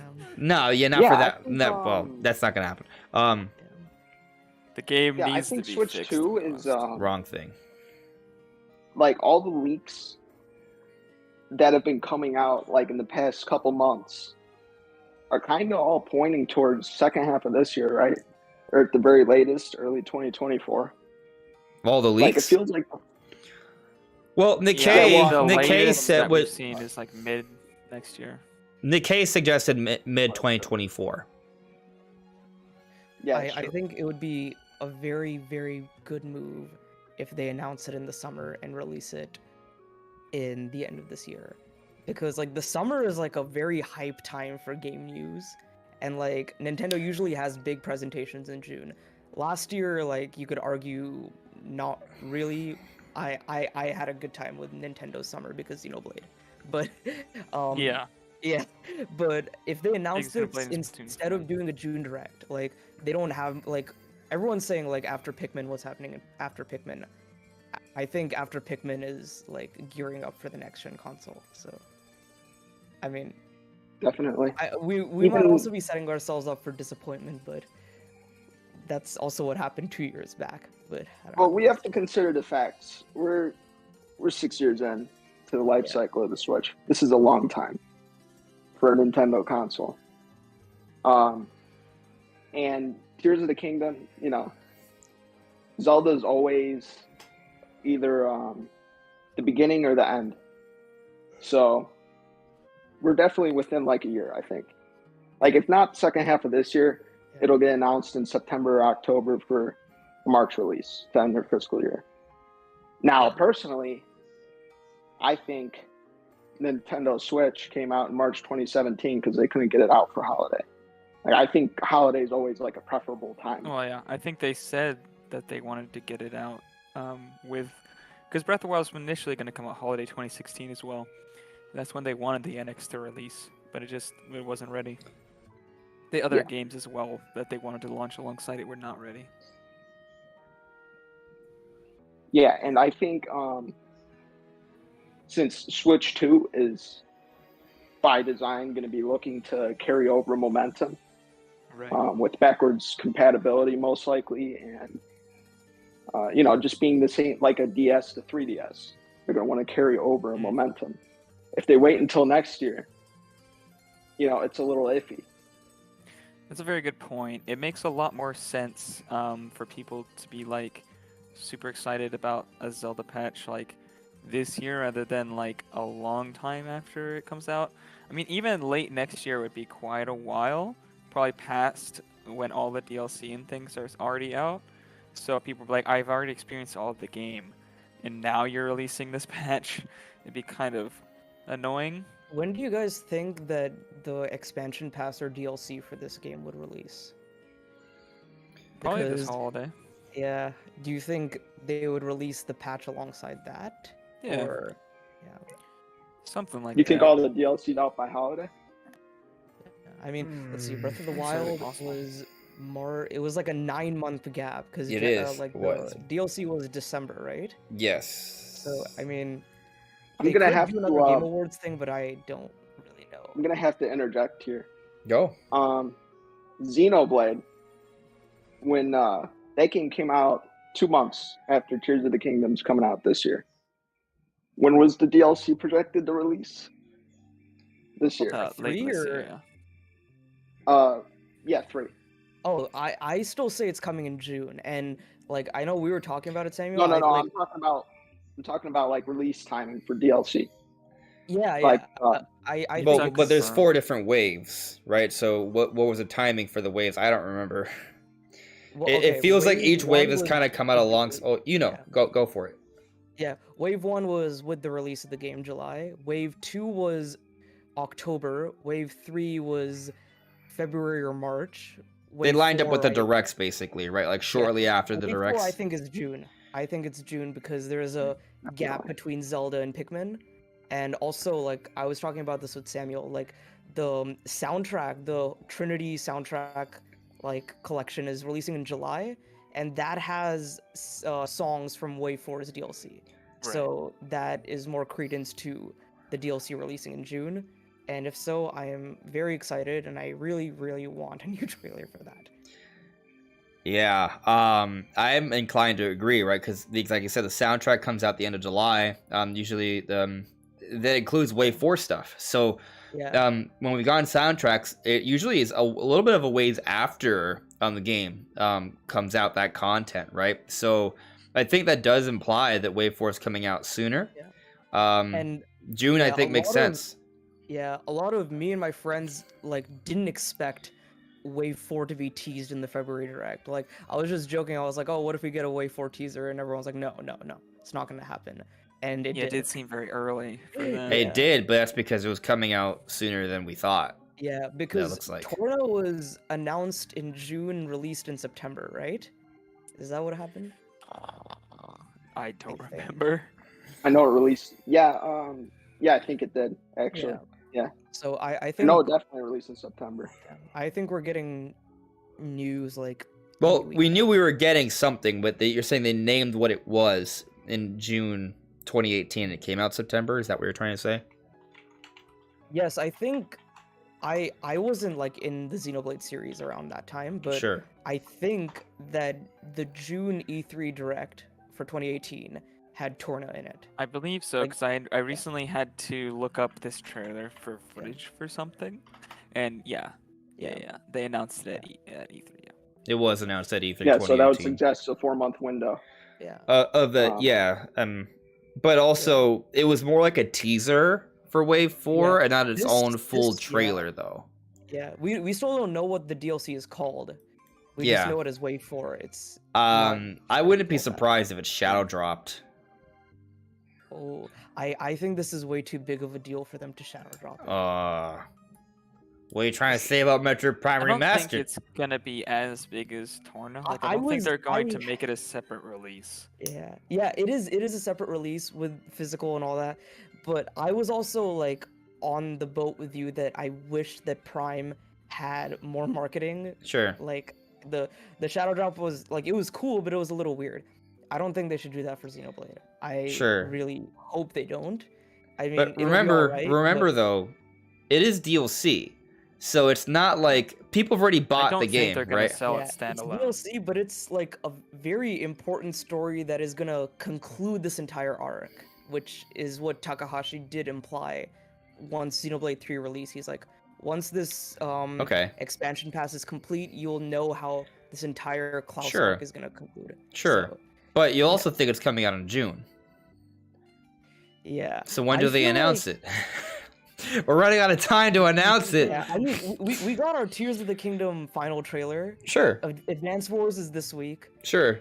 Next week, the week after that. I know Samuel said that maybe we might have to wait till after after Tears of the Kingdom, but I think that might be pushing it, but I'm not entirely sure. This is Yeah. why I Honestly, think mean, they're we shadow already know dropping it it. exists. There's no. I think like shadow Anything dropping it when you announced already around Tears of know. the Kingdom is going to get engulfed. I mean, we see what's Yeah. happening. Yeah, I or think anything announced or releasing. Yeah, I think you gotta wait till after Tears of the Kingdom. And the thing is, like, wait till yeah. June. Wait till June. Have a direct. Give us a trailer. Say it's available today, or say it's available in a few weeks, and announce a physical edition to come out within a few weeks. They should give us the trailer on May 13th, the day after Tears of the Kingdom releases. We'll On a be Saturday. too busy playing Tears. Yeah, there you go. Yeah, Yeah. yeah. But I'm very, very excited for this DLC. It's Oh, actually my it's gonna be second epic. most anticipated game of this year, next to Oh, wow. Zelda. Yeah, it's that high because I mean I was already looking forward to it because I really enjoyed Torna and Xenoblade 3 is like one of my favorite games on Switch. But that short trailer, that short like 15-second trailer we got, like made my hype skyrocket. Yeah. And I think the story for this is going a little bit tangential, but I've noticed that a lot of people had issues with the meaning with the story of Xenoblade 3 that some things weren't explained properly or some things weren't like explained enough that they should have been. I think all that can be explained in this DLC. So everything wrong with the story of Xenoblade 3, like not enough callbacks, not enough explanation of the lore, it can all be explained in this DLC. So I'm very, very, very excited for it. Yeah, I think it's gonna be a big deal. Oh yeah. Yeah. I Shulk, Rex, and Elvis are back. I don't see why it doesn't get a Yeah. physical release. Brandon, you were saying it doesn't get a physical release. Why? I just don't think they're gonna do that again. I doubt that Torna sold that well, and it's not like physical releases don't cost money. They lose way more money off of that than if they just sold it digitally. Why would they do another physical release for a game that's gonna sell like maybe 500,000 copies? Did That's Torna pretty come good. with like a cartridge? Yeah. Okay. Torna's a 'cause full-on my physical Torna game. copy is sealed. I haven't opened it. Oh, But yeah. fair enough. Shake it. because I got it like after I beat Torna. Shake it. so- Yeah. If you shake it, you'll feel something move. Yeah. Yeah, but I really hope we get a physical release because I didn't buy the expansion pass for Xenoblade 3 because I'm waiting for the physical I release. don't know. Yeah. Yeah. I didn't buy it because I'm only interested in Wave 4. Right. Yeah. That's how I am with DLC usually. I wait until there's a story expansion. Yeah, the actual campaign. Yeah. I Because I mean, unless they're gonna break the rule and have Wave 4 music come out before the game comes out, which would kind of spoil some of the games. Spoilers. Right. So Massive story that doesn't spoilers, make yeah. sense. So I mean, I really feel like we're getting this probably in June, just because Pikmin 4 is in July. Like maybe it could be early July or late May, but I think June is like the most likely time. And I do think that means if it's not shadow dropped, it's like, hey, this is coming out next week. You know, something like that. Like kind of like how they Again, do. another reason to not expect a physical edition. There was a physical edition for Primary Master that came out 2 weeks after its I'm announcement. inclined to agree Time with to like Brandon process here. It's also a the much hype. bigger deal. Yeah. Because Why would physical you- games are Insane. they're essentially a SD card, right? Which isn't cheap. Oh So I yeah, think, yeah. the cartridges for Switch are insanely expensive compared to most storage mediums. Oh yeah. Yeah. But Well, you my know, second most anticipated game for this year is not Xenoblade DLC. It is the Metroid Prime 4 cross-gen release. That's going to come out this October. Oh, this No, October. This November. Okay. Switch 2 is October. Gotcha. We'll see. Yeah, It's not going to come out with Switch 2. I am kind of fine. I'm starting to solidify an opinion on what's going to happen. And I'm you know, not. my opinion's fluid, but currently I'm thinking if Switch 2 is coming out this year, if it is, we get 3D Mario and Metro Prime 4 comes out in the first half of next year. And if Switch 2 is not coming out this year, they actually give us a really cool hype game in the form of Prime 4 for this holiday.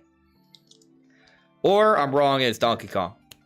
Anyway, let me get to the super chat real quick here. Brian Doe, thank you for the super chat. Brian Doe asks, do you think we're getting a third game? Like, sub. Yes, please like and subscribe, guys. That'd be appreciated. It would help out the stream a lot. And yeah. But I'm assuming you mean for Breath of the Wild, Tears of the Kingdom. Well, what if I told you? What if I told you Tears of the Kingdom is the third game? Oh. So, Skyward Sword, I know Breath what of the Wild, Tears of the Yes, Kingdom, yeah. exactly. Oh, really? I thought you were just Well, gonna I go believe Age that. of Calamity and be like, this spin-off's the second game. What's it? Well, actually, you're right. It's actually what we're talking about tetralogy here or something. What's the name for It's a part of quadrilogy? Two trilogies, two branches. Tetra would be 3, wouldn't it? The triangle. No, that's what a trilogy is. Tetra would be 4 because that's what the Tetraforce theory was all about. Yeah, The fourth triangle. rifle. But I remember like there was some Christ. discussion you had with Nintendo Prime Mhm. where they were like, Were we the arguing? next Zelda game will probably have a similar, if not the same, art style as Breath of the Wild and Tears of the Kingdom because they sold the most. Oh. I don't think it'll have the same art style. I think I think the next 3D Zelda will be Its own this thing. open air, non-linear kind of gameplay. But So you agree art with me? style, You agree with me that Huh? they're going to keep open air, but they're going to have a Yes, new art yes. style. It's not going to be the same art style. I don't want it to be. This Quick because- Pops is a smart man. I want the because Twilight whole- Princess art style in the open world Yes. game. Ooh. Yeah. Be cool. The whole thing about Zelda is it's like a different legend with each like story. And Right. the legend is told in a different visual style. Like Ocarina of Time is like a manga kind of. Wind Waker is like a cartoon. Twilight Princess is like a realistic kind of thing. So because they were hyping up Zelda Wii U by saying this is a different art style. It's going to look different. Everything's going to look different. And Painterly. we, huh? Watercolors. I think that's what Yeah, they're. yeah. And when we saw it for the first time, I was like, this does look different. It doesn't look like Skyward Sword or It was a good looking Twilight game. Princess or anything. It was like a space world thing. Like, Yeah. Mm. yeah. Yeah. But yeah, Imagine, I like, want something different. Yeah. Imagine an open world Zelda with the style of Twilight Princess. Imagine like the potential for the underground. Imagine an open world Zelda with the style of the Wii U tech demo in 2011. Yeah. Remember Which that? is pretty Yeah, much even like that. modern Ocarina of Time, Twilight Yeah. Princess kind of look. Yeah, that would be cool because even the lighting and just the realism of that, like that is Mm. like what a realistic Zelda. I mean, to I be want, fair, like, And yeah. I think the realism Switch in 2 is going to be able quotes. to make something that blows that demo out of the water. Oh, I think that demo legitimately probably could run on Wii U. It probably did run in some Yeah. kind of fashion. I mean, it's a tech demo. Under yeah, but- ideal circumstances, but that room wasn't very big, right? It wasn't open Yeah, world. It was a room. that's not a complete. That's not an actual game. It's a small constrained Was demo it where running every. in engine though? Or Yeah, I was think it actually was running on Wii U. It just wasn't. There wasn't anything beyond what they were showing actually exists. So there's a lot less to load than an actual game. Yeah. There's it way was just the- everything's promo drop-in. predetermined physics. Everything you know is gonna happen, so you can just optimize around it completely. You don't have to. It's like optimizing for a movie rather than for a game. Yes. It doesn't really give you a great idea, to be honest, of what the hardware is capable of. I will say, like, if we get a realistic Zelda, like in any form, if they go the realistic route, I don't want it to look like something like God of Dark War. Souls or Bloodborne or anything like that, or even like Witcher. I don't want it to look like Witcher. I don't want to have to see Link's Yeah. stubble. I don't- I know I would totally be down for like a 30, 40, maybe even 50-year-old Link. No, Just what like- if though? What if Real. if any of you guys have played Red Dead shaded. Redemption 2, you know how you could grow your beard in that game? Yeah, what I if? did not know you could do that, but that's actually really If you cool. could shave That it is a game I like- really want to play, actually. If you could Yeah, shave. so I always Okay. It's kind of like in Xenoblade 3 where you go to the campsites and you can do laundry and clean the dirt off your clothes. Yeah. Like it's like a there's like a stable you can go there and shave your beard or something. I don't know. Yeah. Gayo Gamer 2021 asks, did you guys ever think of what happened to Teba, the bird that helped you in Breath of the Wild? Well, Teba is the father of Tolan. So why isn't did. Teba or he's he's just like, ritured? No, you Yeah, that's what remember I'm that thinking. giant bird who was like the like the leader of Rito Village or whatever? Right. What if he like takes his place or something? Or another thing that I thought about recently is, wasn't Teba injured after the fight against Yes. Valmetto? Yeah. Well, he was injured. If he- I don't remember the timing of things, but I remember he was Yeah. injured. I don't know if you two remember what happened after. I vaguely remember. He if, died. Was Teba injured or something? He died. Got eaten by a Leviathan. Yeah. Now you can't steal my joke. That's my bit. Oh, I'm sorry. I think he's just fine. crippled or something, or just It's possible. not crippled, but like maybe he could still move around, but he's not like his former self. He passes the Yeah. torch. I Not an think it's gonna elite be a very warrior. like emotional kind of story arc with him passing that title down to his son. So that'll be very cool. Mm. Very excited for that. I'm more curious about like why we haven't seen Yunobo, because Yunobo like definitely wouldn't. I don't think they would like kill off Yunobo. I'd agree with love what to you see said. more involved character arcs. A good example that they could draw from is the side quests in Ghost of Tsushima.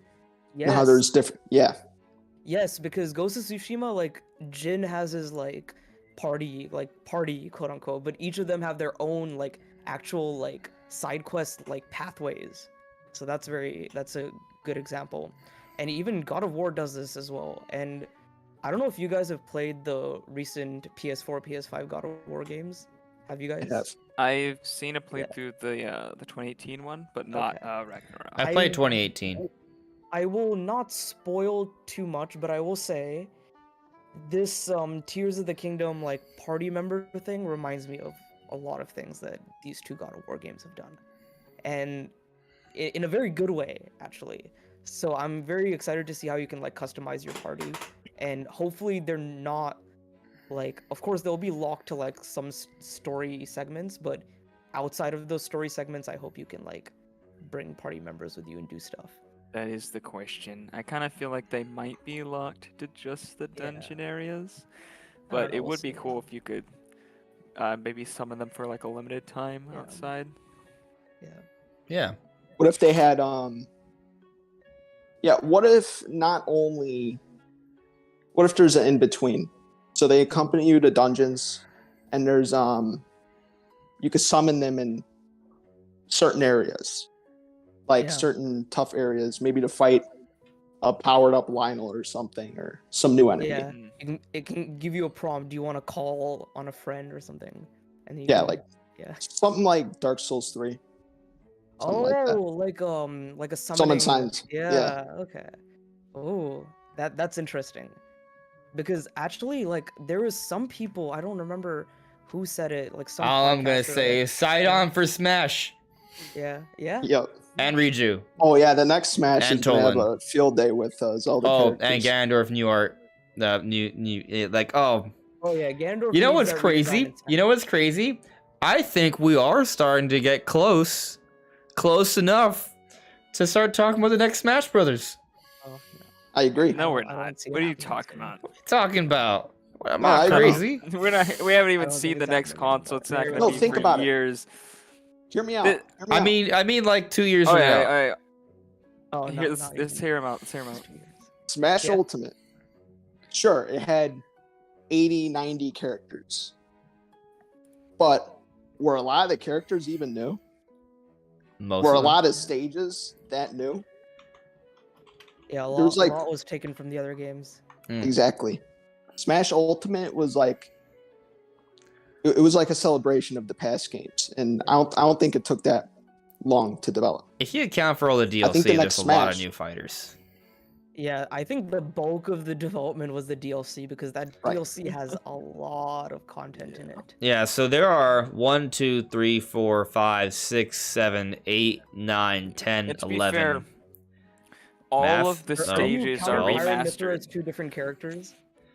Yeah, if you count Pyra/Mythra, Yeah. there are 15 All of the Smash stages in the fighters game that were added. either completely remade or remastered from the Wii U. Like even the Wii U ones look significantly better. They've overhauled literally like pretty much every aspect of the Yeah. level. Even so, it's not like they just ported the old content. It is Yeah. all the old content is there to draw off of, but they still had to create Yeah. mostly new assets.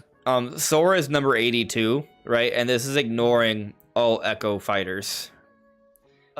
And Pokemon Oh yeah, that was Trainer, kind of right? a big deal. I think Pokemon They had does to Pokemon create- Trainer count as just 1 or is it counted as 3? No, Pokemon I Trainer is 1 through think, 3. It counts as it's 33 to 35. Yeah. Okay, that's good. There's only like Yeah, it 4 mind Echoes boggled me though. how many Echo fighters there were. Like, Like I 4, just hopped on it the other 2, day. I went on the Spirit board. They had like the most 3. obscure characters, like Bjorn from Spirit Tracks. Yeah. 4. There's a lot of Spirit Xenoblade Tracks. characters in there as well. A lot of Xenoblade characters I didn't expect. Wonder how long we're gonna have to wait for 4. Oh, for 4? 5. I don't think 4 is coming. I think, like, back to Xenoblade, sorry. I think it's gonna be the DLC this year. And then next, they better do something with Xenoblade X. They better remaster it. They better do a sequel, something Xenoblade X Because related. there was a It's the only cliffhanger Xenoblade game I there. haven't played. There's so much room for more story there. Like either A, give us like an epilogue adventure for Xenoblade X with a remaster, or B, sequel. Yeah, sequel. Because Takahashi has, like, even said himself that he wants a Xenoblade X sequel. I think, he, like, made a statement, I think, after the release of Torna or something. He was like, I want to do Xenoblade Chronicles 3 and Xenoblade Chronicles X 2 or something. along How do the you lines. feel about Monolith Soft working on a new IP and it being an MMO? I'm okay with that, but I think it's yeah. it's definitely something experimental, and it's definitely ambitious because they've been working on it a long time. I mean, I think we it's saw something we that see on the back in next system. 2018. I know a Yeah. lot of people who say that this IP might be scrapped and they might put a lot of this stuff into the I think X they're sequel. still hiring Xenoblade 4. for it. Well, They're yeah, still hiring for it? I think so. Oh, okay. I think they want their new IP to be switch to the exclusive. Final Fantasy 14 Fantasy equivalent. 14 for Nintendo. What if? Yeah, What Oh if? boy. What But if? I've been telling people, I was like 14's the Monolith Soft MMO, next right? step is- yeah. yeah. Yeah. Okay. I've been telling people that the next step Monolith Soft's gonna take is with multiplayer. Like whether it's the next Xenoblade game or this new IP or whatever, because they were experimenting with it a lot in X, with the squad system and all that. And like it wasn't as like big as like an actual MMO, but I think they're taking like baby steps into that multiplayer Yeah. realm. As Phil, the other guy, says, and I'm right there with you. It's kind of why I brought it up, but Phil, the other guy, says, I feel like Xenoblade X really wanted to be an MMO. It did. Like there was a system where like there was a passive quest system that you could be in teams. Like you couldn't see people Yeah. on your map, but you could be achieving objectives together. And then there was a multiplayer mode where you would go into arenas fighting big enemies or collecting stuff together as a team. And you can find other avatars in the world and like put them on your party. Yeah, it was like a very bad. It had some MMO like qualities. It would be nice to actually see a game, a Xenoblade X, like either or like a reimagining in the sense where maybe like they actually pull off the MMO stuff and maybe add an epilogue story, or they just go full on MMO and they kind of evolve off the Xenoblade X set of formula. I can, by Yeah. the way, confirm that they are still hiring for that new IP. Why? It's Is it on still the their website? site. Okay. Yeah, I mean, I'm right now on their job. I Um, could apply right now. Oh, do it. Yeah, do I it. really need to play Do it. Xenoblade Are you X down to move to Kyoto? because I didn't Let's own a go. Wii U, so I didn't play Only some of the under games that are stuck Japanese. on that system. Yeah. Brandon, They it wouldn't need be to worth Oh, release- yeah, it if you for didn't me. have a Wii U. Huh. What? No, I was gonna say, Brandon, it would not be worth it for me, but I would pay for your plane ticket if you promised to give me all the details Yeah. on what it is. Heck yeah. And then you tell me it's actually like some Powerpuff like spin-off. Yeah, I It's a think I licensed need game. to trick them into thinking I actually know how to do some coding in order to apply for that job. You know the Hmm. Monolith Soft wizardry. Yeah, But I was definitely actually, know how to make games. yeah. I Yeah. was talking about this with Samuel, but like you know how that um those concept art pictures kind of are reminiscent of Zelda. I was telling him that one team outside of EPD3, aside from Grezzo, who I trust with making a full-on mainline Zelda game, is Monolith Soft. I think they should try it. Like maybe not like a Breath of the Wild Tears of the Kingdom style, but maybe something smaller scale, like a bigger Twilight Princess. I would like to see Monolith Soft just do that entirely themselves, just the Monolith Soft Zelda team. It would be cool. Yeah, because think about it. They have had a big hand in Zelda in recent years. Like, Ever since I'd Skyward love to. Sword, I think. Yeah, I'd love to see what Breath of the Wild would have looked like without them. I mean, they definitely did a lot of the world building. Because, Yeah. no, And- Breath of the Wild had a lot of verticality, like Oh, a yeah. Xenoblade game. Oh yeah, very much because of like it just being open air with the paraglider and like you climbing things, and then of course Xenoblade 2 and 3, like when it comes to the mainline games, are the biggest examples of like how Monolith Soft has utilized verticality and stuff. Of course X, but when it comes to like the mainline trilogy, 2 and 3 do it very well. Of course 1 as well. Like 1, you have that really awesome segment where you're climbing up the entirety of Mechonis, and you're just going up and up and up. So, Yeah, 2 in the what's that area called? Uriah. There's like Uriah. Yep. Yeah. Kingdom of The Uriah. giant water slide down the stairs. That's fun. And Mm. yeah. Yeah, I Uriah's remember one when of I the was best first in that designed area. areas I've ever seen in a game, honestly, in my opinion. Yeah, I remember there was like one enemy that just absolutely destroyed you. It was like a super boss in that area. Yes, I That's just remember like Xenoblade I in a didn't nutshell. enjoy that area the first time because of that unique monster and the fact that I got lost a lot of times. I think the one bad thing about Xenoblade 2's world design was the navigation was haywire. But otherwise that I area just didn't is think amazing. exploring in Xenoblade 2 was that fun or interesting or worth it in general. I just blasted through the story of that game because that's what was interesting to me I at the think time. the world design of 2 was very good, especially when I like have gone back to like show some people, hey, look at how this place is designed. It looks really cool. And then I realize how like much variety there is. Like I think Morardain isn't that good of an example. I think Uriah and Tantel are very, very well designed places. But yeah.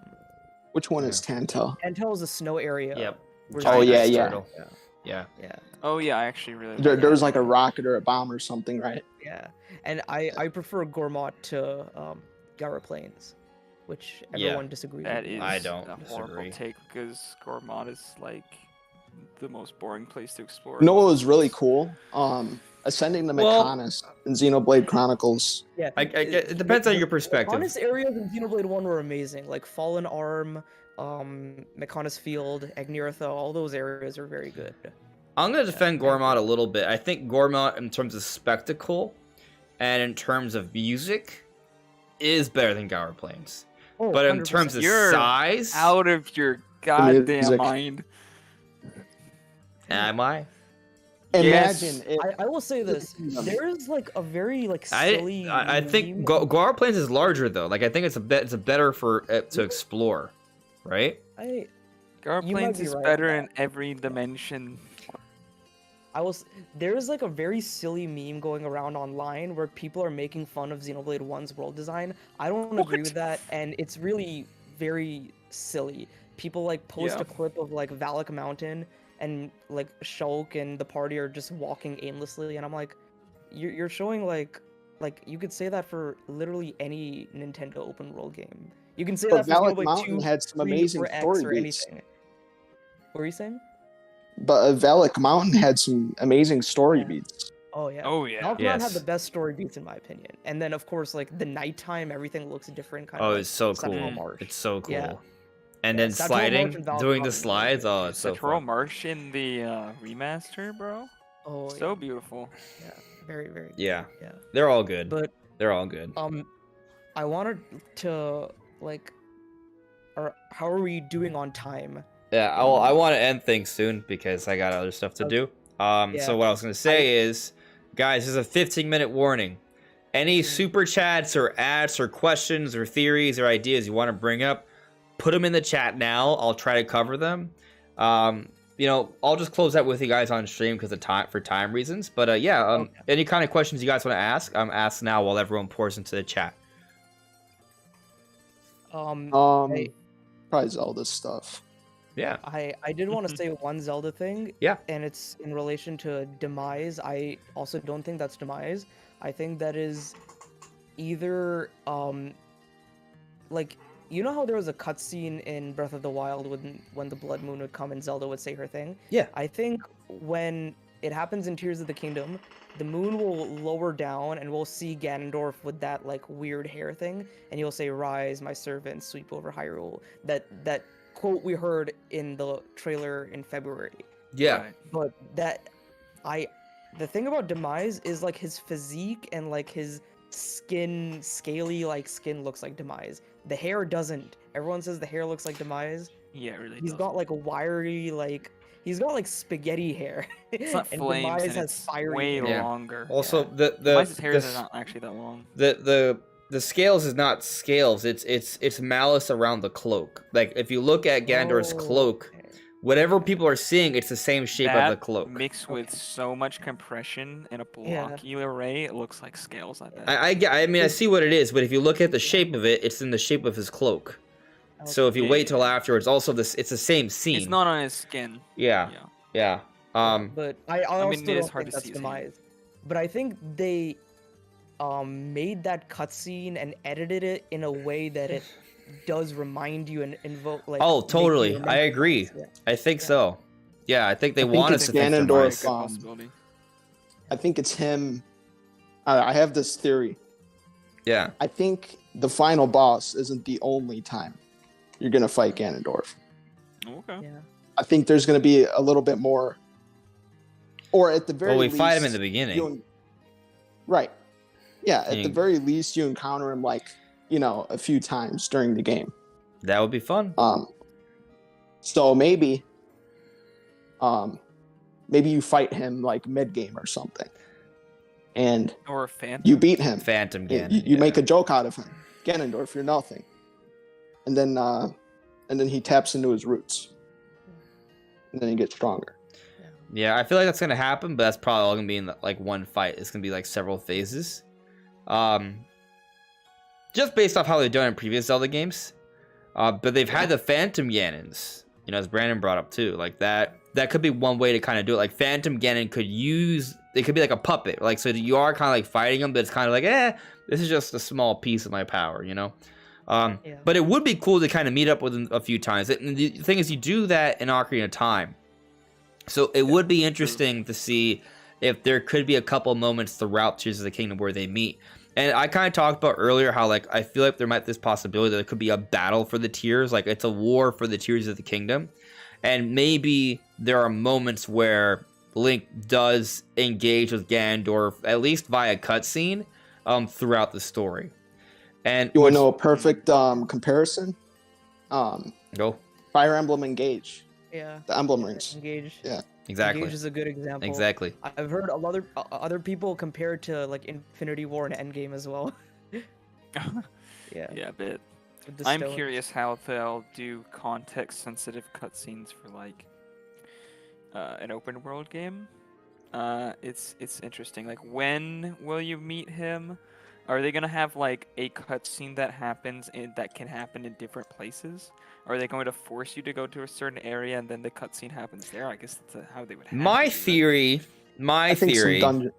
is ahead. that there's a main quest and you do progress in a particular order, but maybe if there's 8 dungeons, maybe like you have all the opening cutscene stuff, then each dungeon you do has its own story that can happen in any order, right?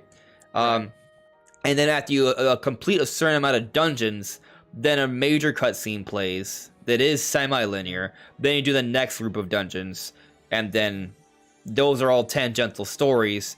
And then there's another group of dungeons. And then on top of that, maybe there is some scenes that are flashbacks that you collect throughout the game. So you know how there's all those glyphs? What if those glyphs are if that's related to a flashback, a Zonai flashback? So I think there are flashbacks, personally. I want there to be a linear story, but I think there are flashbacks.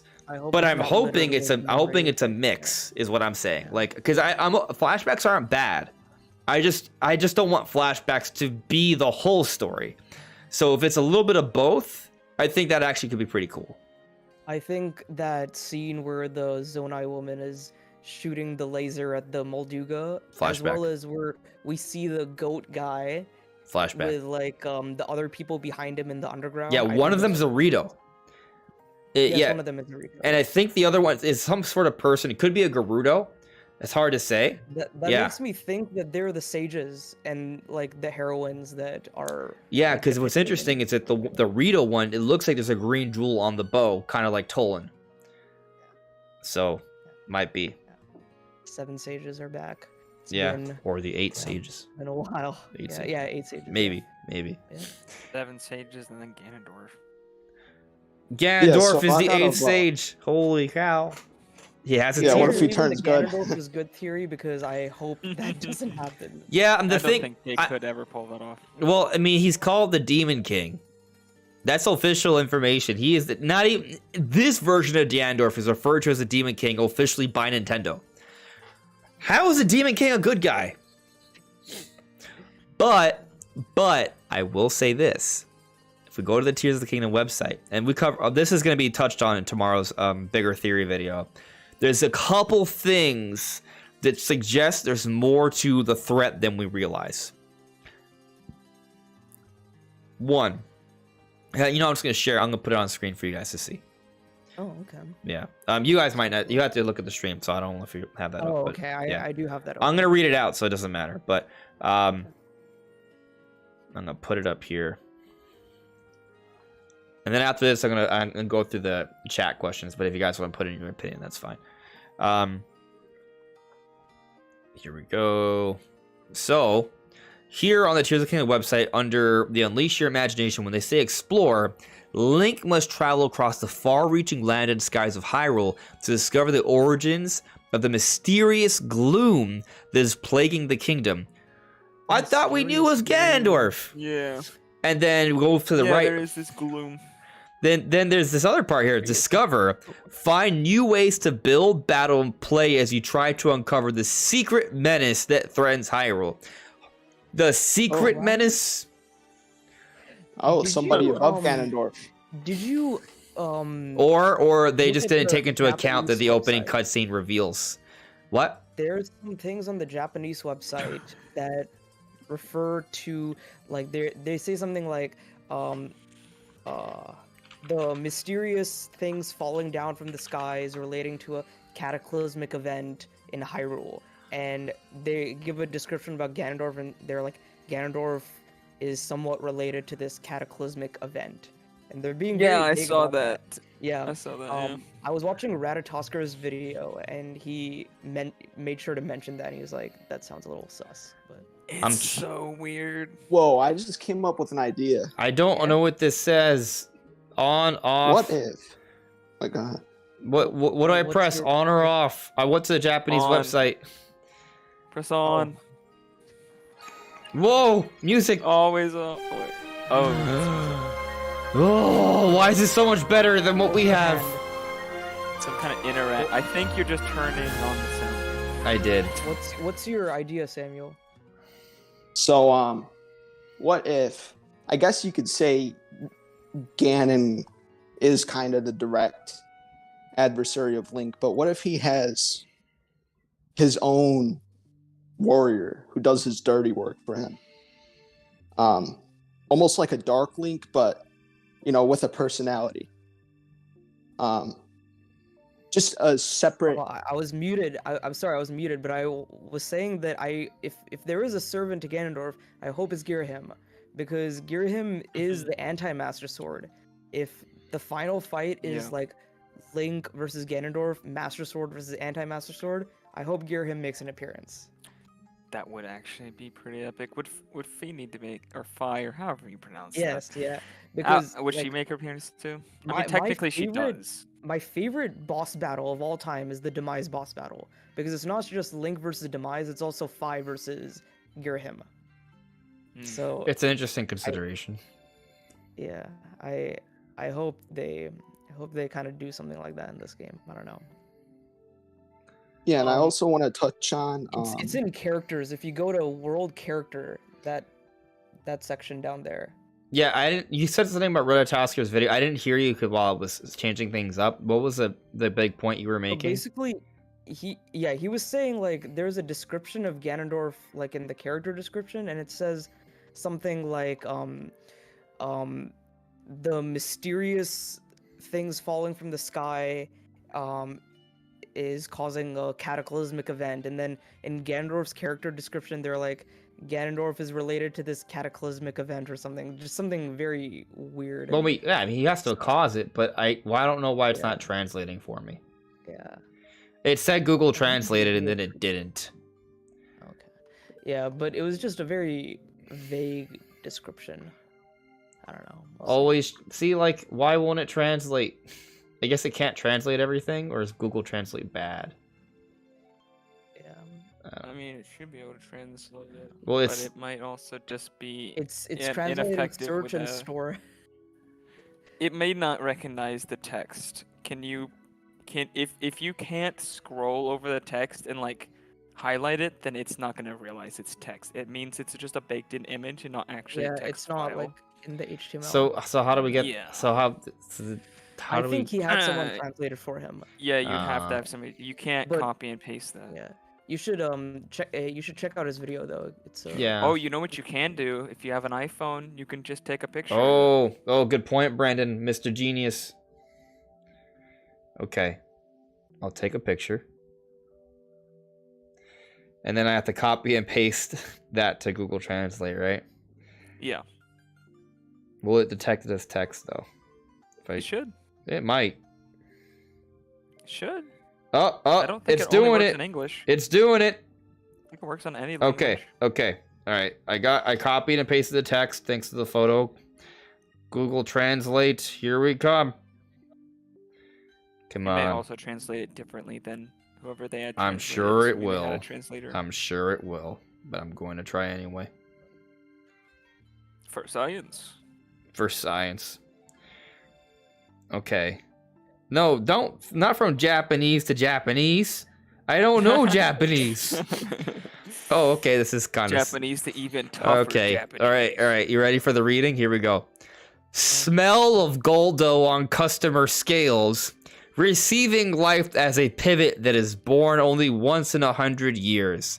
It seems to have something to do with the natural disaster that struck Hyrule. The last part was perfectly fine. It's the I have no idea what you Like just happened said. the first part. the first part. Smell of Goldo on customer scales. Smell of gold. It's probably trying to like translate Ganondorf. Yeah, it probably Goldo does are that the understand enemies in Ganondorf. Xenoblade 2.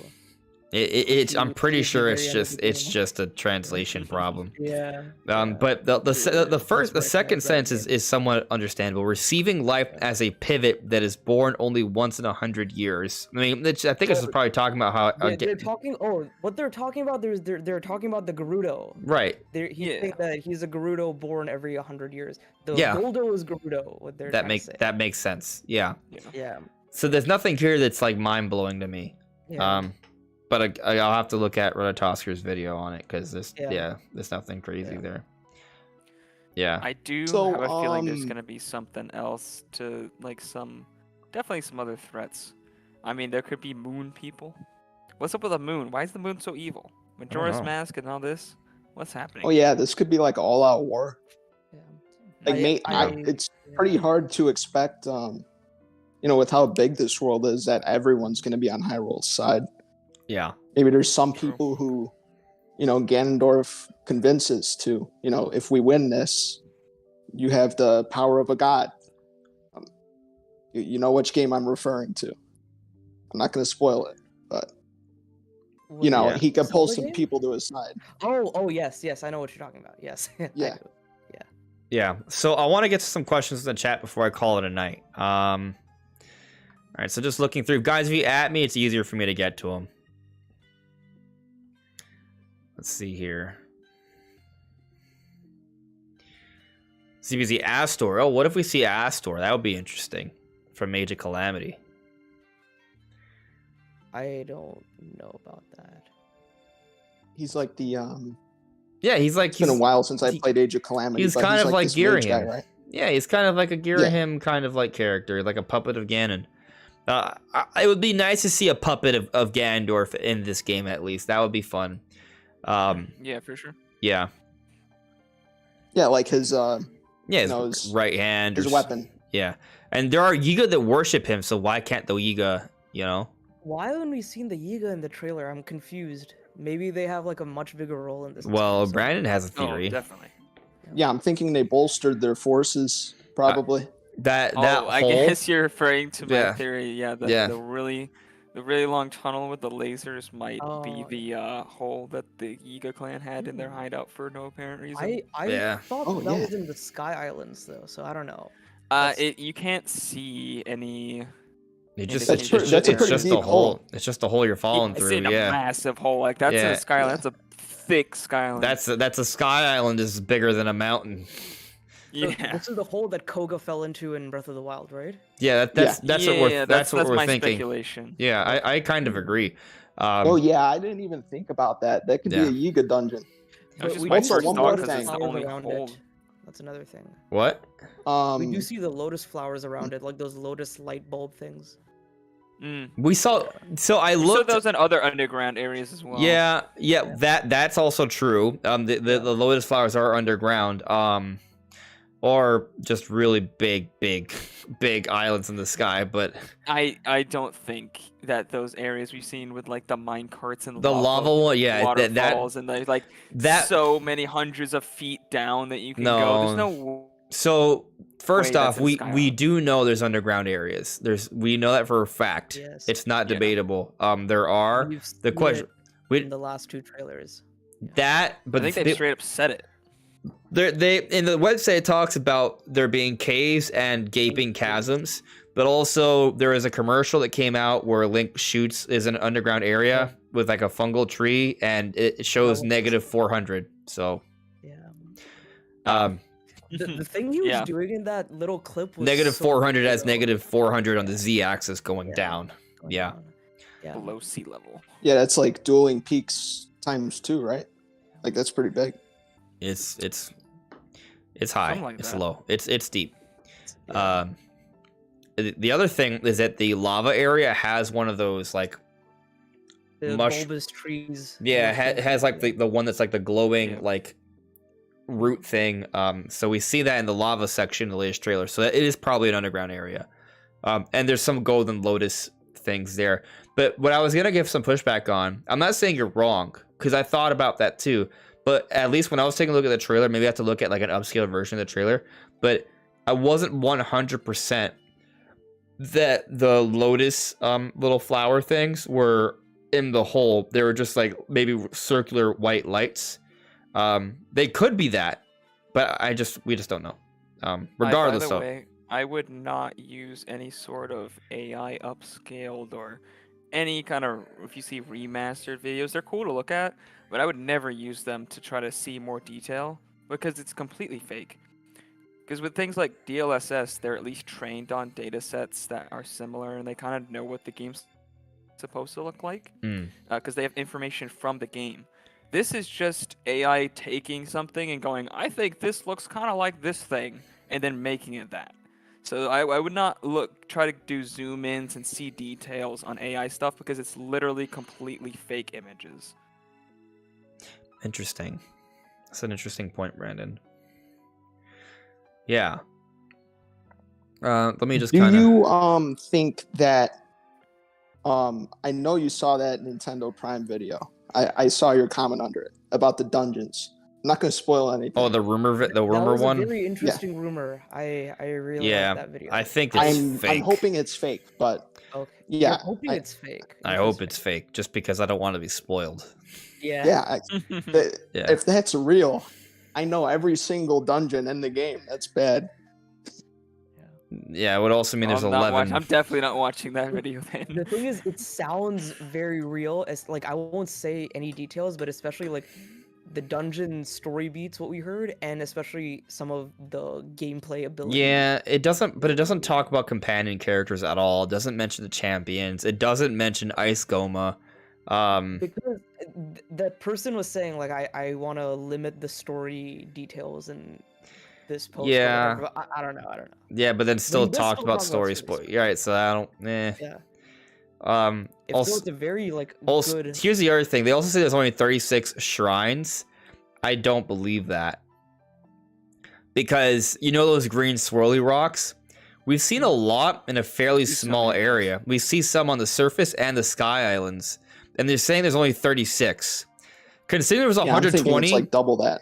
considering there's 120 shrines on the surface, they could be more spread out, right? I'm not disagreeing with that, but if there's also Sky Islands where they can be and the surface, it's a lot more terrain. And we've already seen at what, like a dozen or so? With the small pieces we've seen, I just find it hard to believe there's only 36 in the entire world map, even if there's none underground. Yeah, 36 is a small number, but if what I believe to be true, like I believe that these won't be shrines, they'll be like trials. Sure. Kind of like the They- skydiving stuff so- and like the moving the shell of that giant orb thing. I'm right there with you. All I'm Yeah. saying is, I'm not saying 36 is a small number in the sense of what it could be, because if each trial is extensive and unique, that's fine. I have no problem with the number necessarily.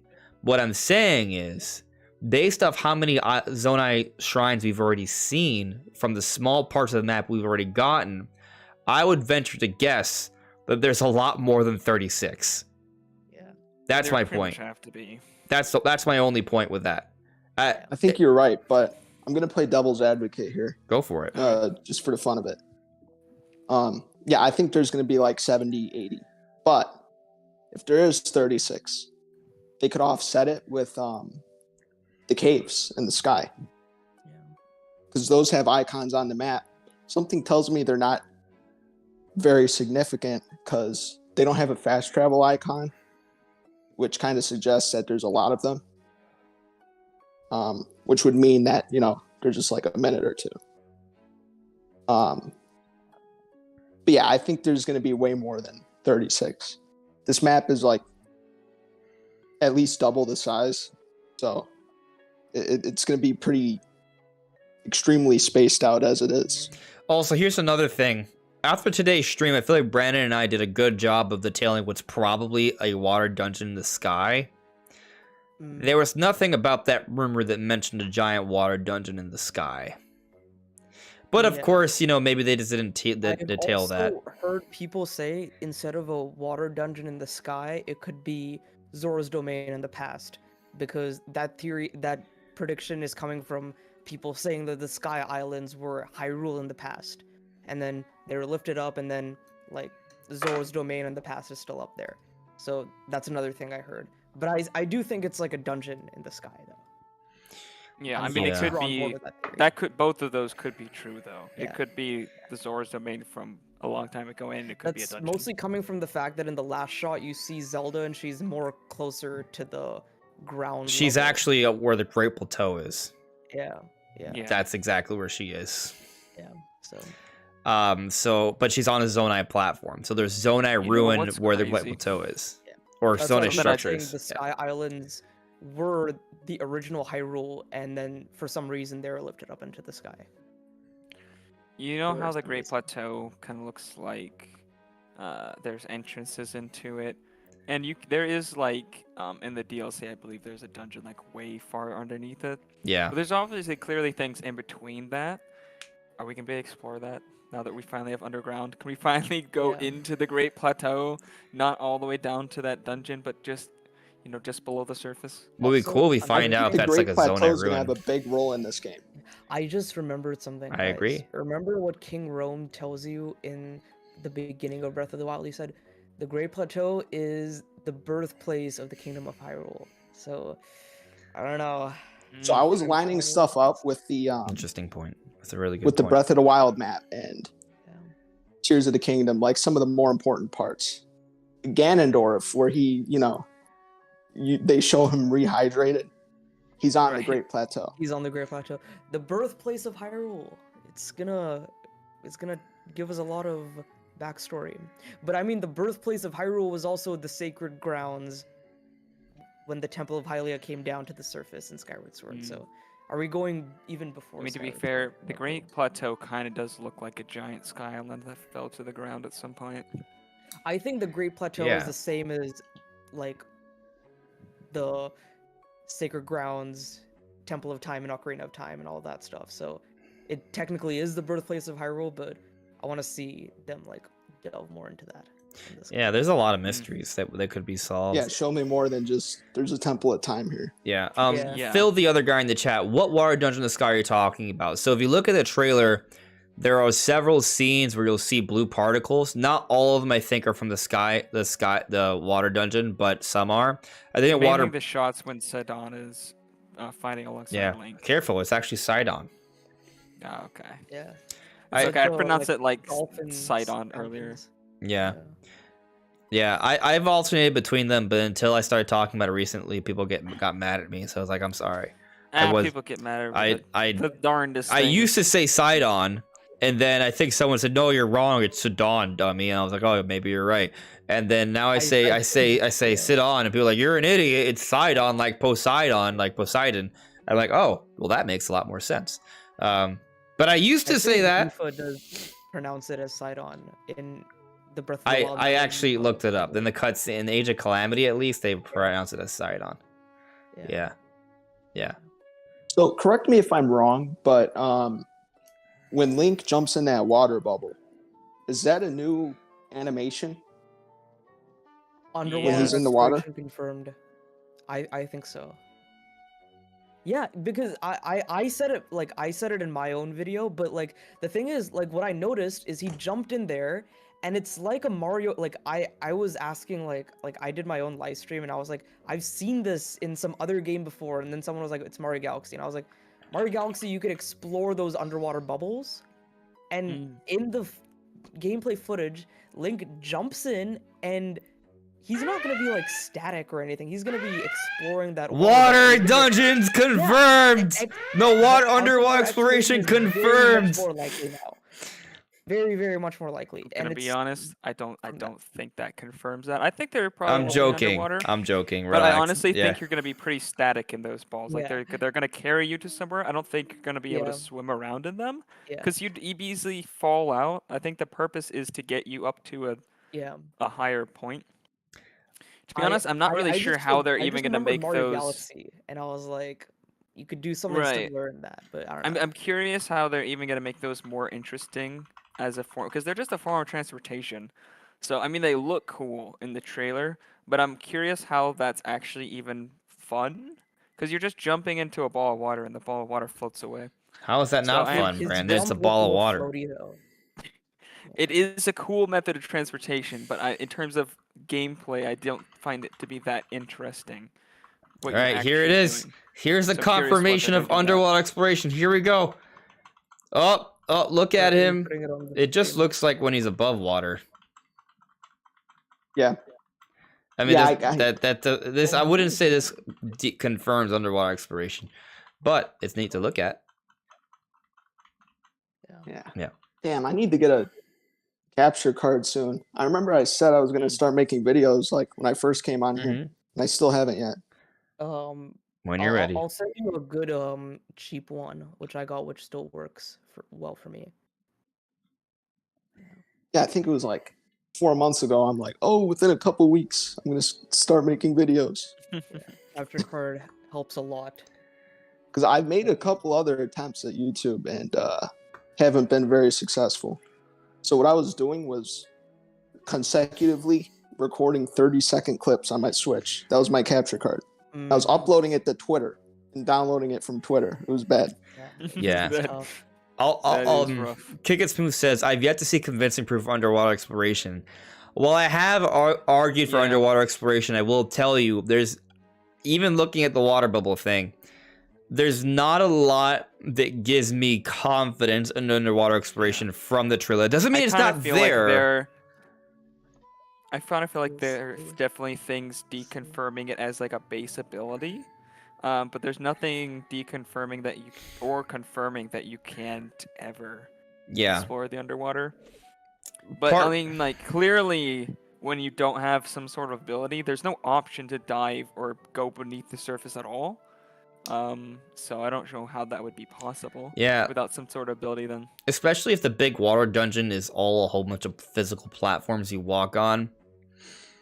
It's like in the sky and not like underwater. That, I don't know, that's a little odd to me. But I also think that there's no way that all the ocean has not been updated in any way.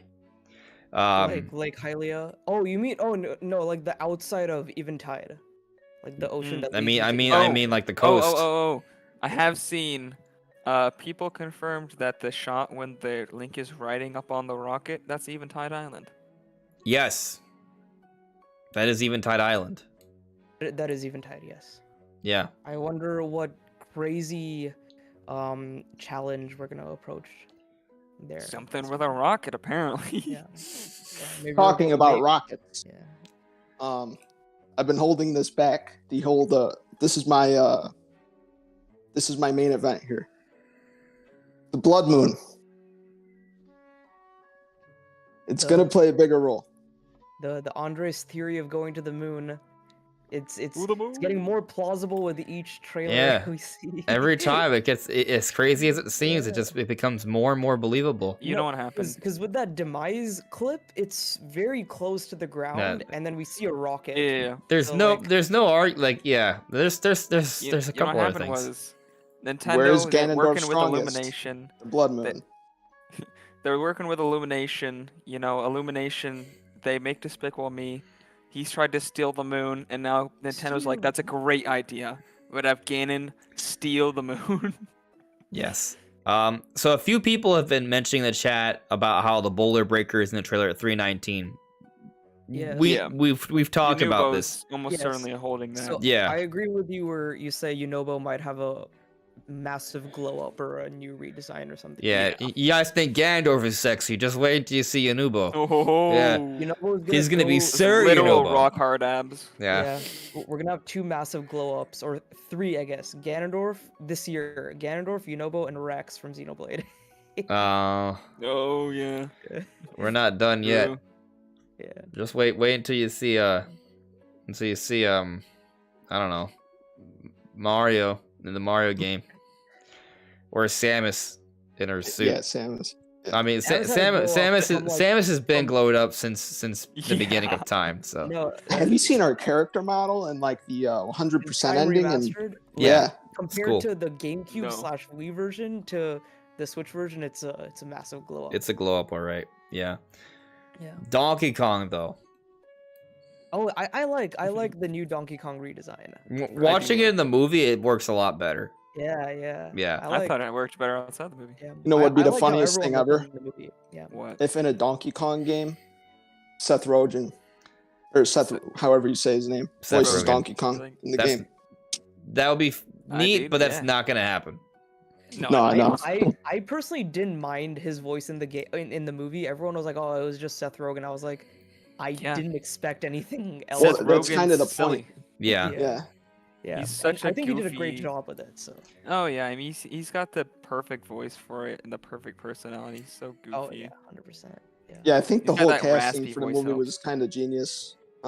Yeah. They just put like the silliest casting for Yeah. each character, and it worked out. Except Cranky Kong. I feel like they could have done better. Like I was did not genuinely expect them to go surprised the with direction they did with Cranky, but Yeah. I was fine with it. It was cool. I was surprised with how well Chris Pratt did the voice. Yeah. Like Mm. it sounded like a Brooklyn kind of accent. It was good. I think they did great because it explains both the Italian and Brooklyn roots at the same time. I don't want to spoil too much for those who haven't seen it. No, it's but I think they do a good job of explaining everything pretty well. A couple more questions and I'm gonna call it a night here. Yadvav, question: what happened to the divine beasts? I think that they all went on vacation.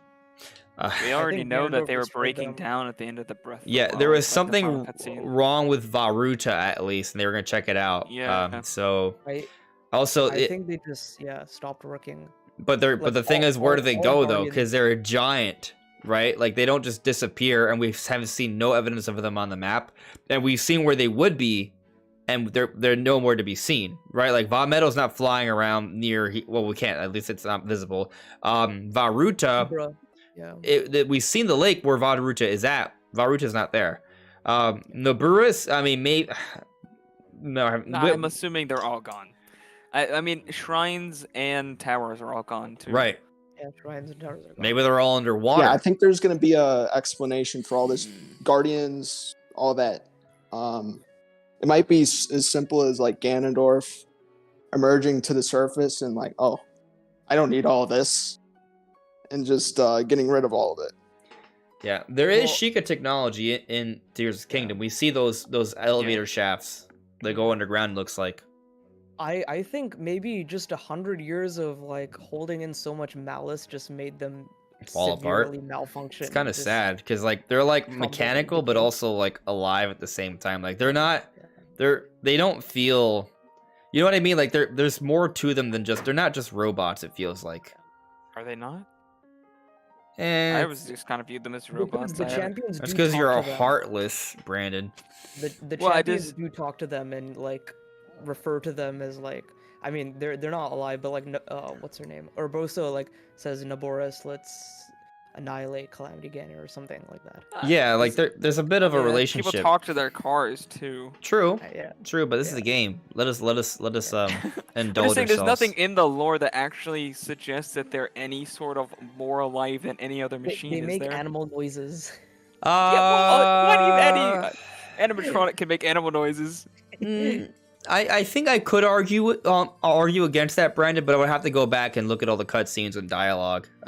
So I don't remember anything. There may be. I don't remember anything suggesting that. Yeah. All right, I got a couple ads here. Let's see here.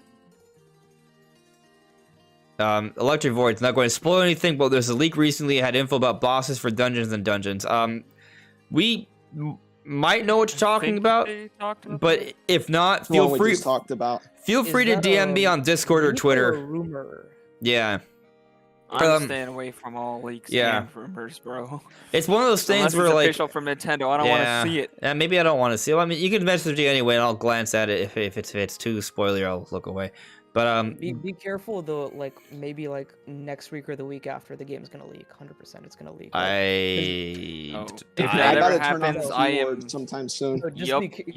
You're exactly right. Gotta get those keywords. Zelda 3 leaked 2 weeks early. 2 weeks, I remember. 2 weeks, and some major story spoilers were all over Twitter. Yeah, then some guy posts himself playing it on the Steam Deck. Yes. Some people. Literally, the first thing I saw, like, pre-Xenoblade 3 release was the picture at the end, and I was like, oh, that's fake. And then, like, I realized it was real, and I was like, oh, dang. Yeah.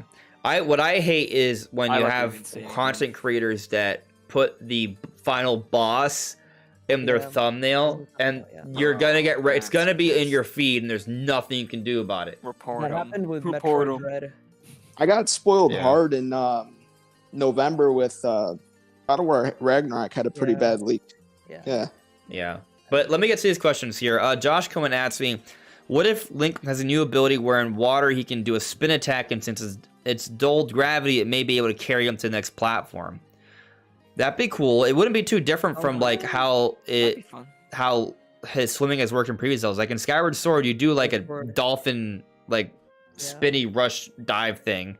And actually, there's even some mechanic kind of like that in Breath of the Wild. When you have the Zora armor, you can do a spin attack. It pushes you a little bit. It's nothing like super crazy, but a little bit.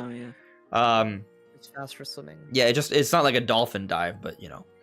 And then Paul Dune adds to destroyed by falling sky island fragments. The divine beast, yeah, maybe.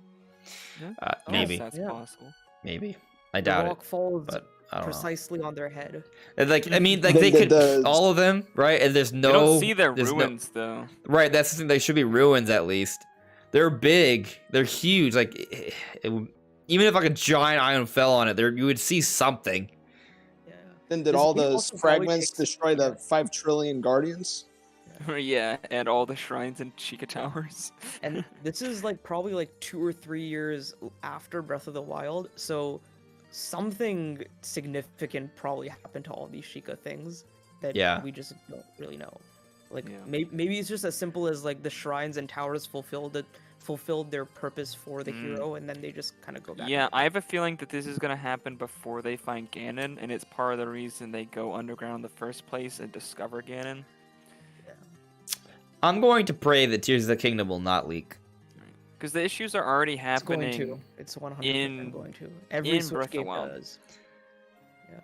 Metroid Dread did, Xenoblade did, what other big releases did? Like those two I remember the most. Pokemon because- always does. You know what's So interesting? how do they leak exactly? Do they get like the when it's available to pre-install, and do they just use that, No, or how does it work? I think people in the warehouses get the cartridge, put it in Yeah. their V1 Switch, which is hacked, get the ROM, dump the ROM online, and Yeah, all hell essentially it's breaks loose. just as soon as they start distributing the game, then it's going to leak because somebody in the chain somewhere is going to pull the ROM. But I mean, another thing is Imagine how they did- Nintendo. Go on. Yeah. Sorry. No, there was a report last year that Nintendo is utilizing Denuvo to get past that. I hope to I hope God not, because they that'll- never include that shit on any of. Oh, Because Nuvo's Didn't the Denuvo worst. mess up It will the affect Callisto performance of Protocol? the game, I think, but my Yeah. friend Nuvo was messes saying, up like, everything it touches. I don't even know what this he was saying is. this, hold on. He What is- said what are we something talking- Anti-piracy like- software that's mainly used on PC he games. So, said- but how would it ruin a Switch game? The same way it ruins PC games by slowing the performance down and introducing a shit ton of bugs. yeah, Yeah, it's that's, like the a Callisto DRM Protocol kind of thing, right? at launch. Yeah. Hold on, my friend was giving me like a good idea of how it could be used. He was like, just do it for like the first, like, just do it for the launch and then don't like disable it after that or something. Ah, yeah. It would ruin reviews. Yeah, my friend says if I was Nintendo, I would use it up until launch day and remove the checks with a patch. So I mean, I wouldn't be upset about that because then we wouldn't have to actually deal with it. yeah, To be fair, Yeah. I'd hope that they would. Sometimes it was with a- even Denuvo, even when you try to like make it like not unless you completely remove it, sometimes it still has issues. Yeah. I Netway think maybe 09. some people are. Yeah, go ahead. Imagine someone smacking Tears of the Kingdom Final Battle Moon on their thumbnails, lol. You'd see Andres tracking their location. You bet I would.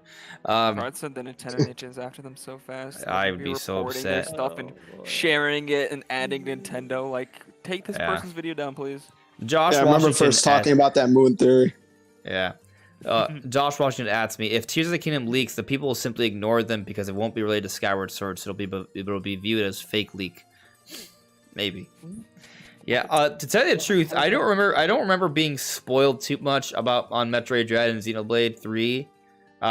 Maybe just I because. think the circles that I'm in on Twitter don't share a lot of that kind Yeah. of stuff. Well, Xenoblade 3's the, OST the entire OST was leaked with like all the. I guess I like, didn't we didn't know bother it looking either. at it, right? So It was, yeah. Yeah, it was Uh, tiptoeing across social media. It was Yeah, crazy. Samuel, what were you Metroid gonna Dread say? leak- Like say I cut you yeah. off before.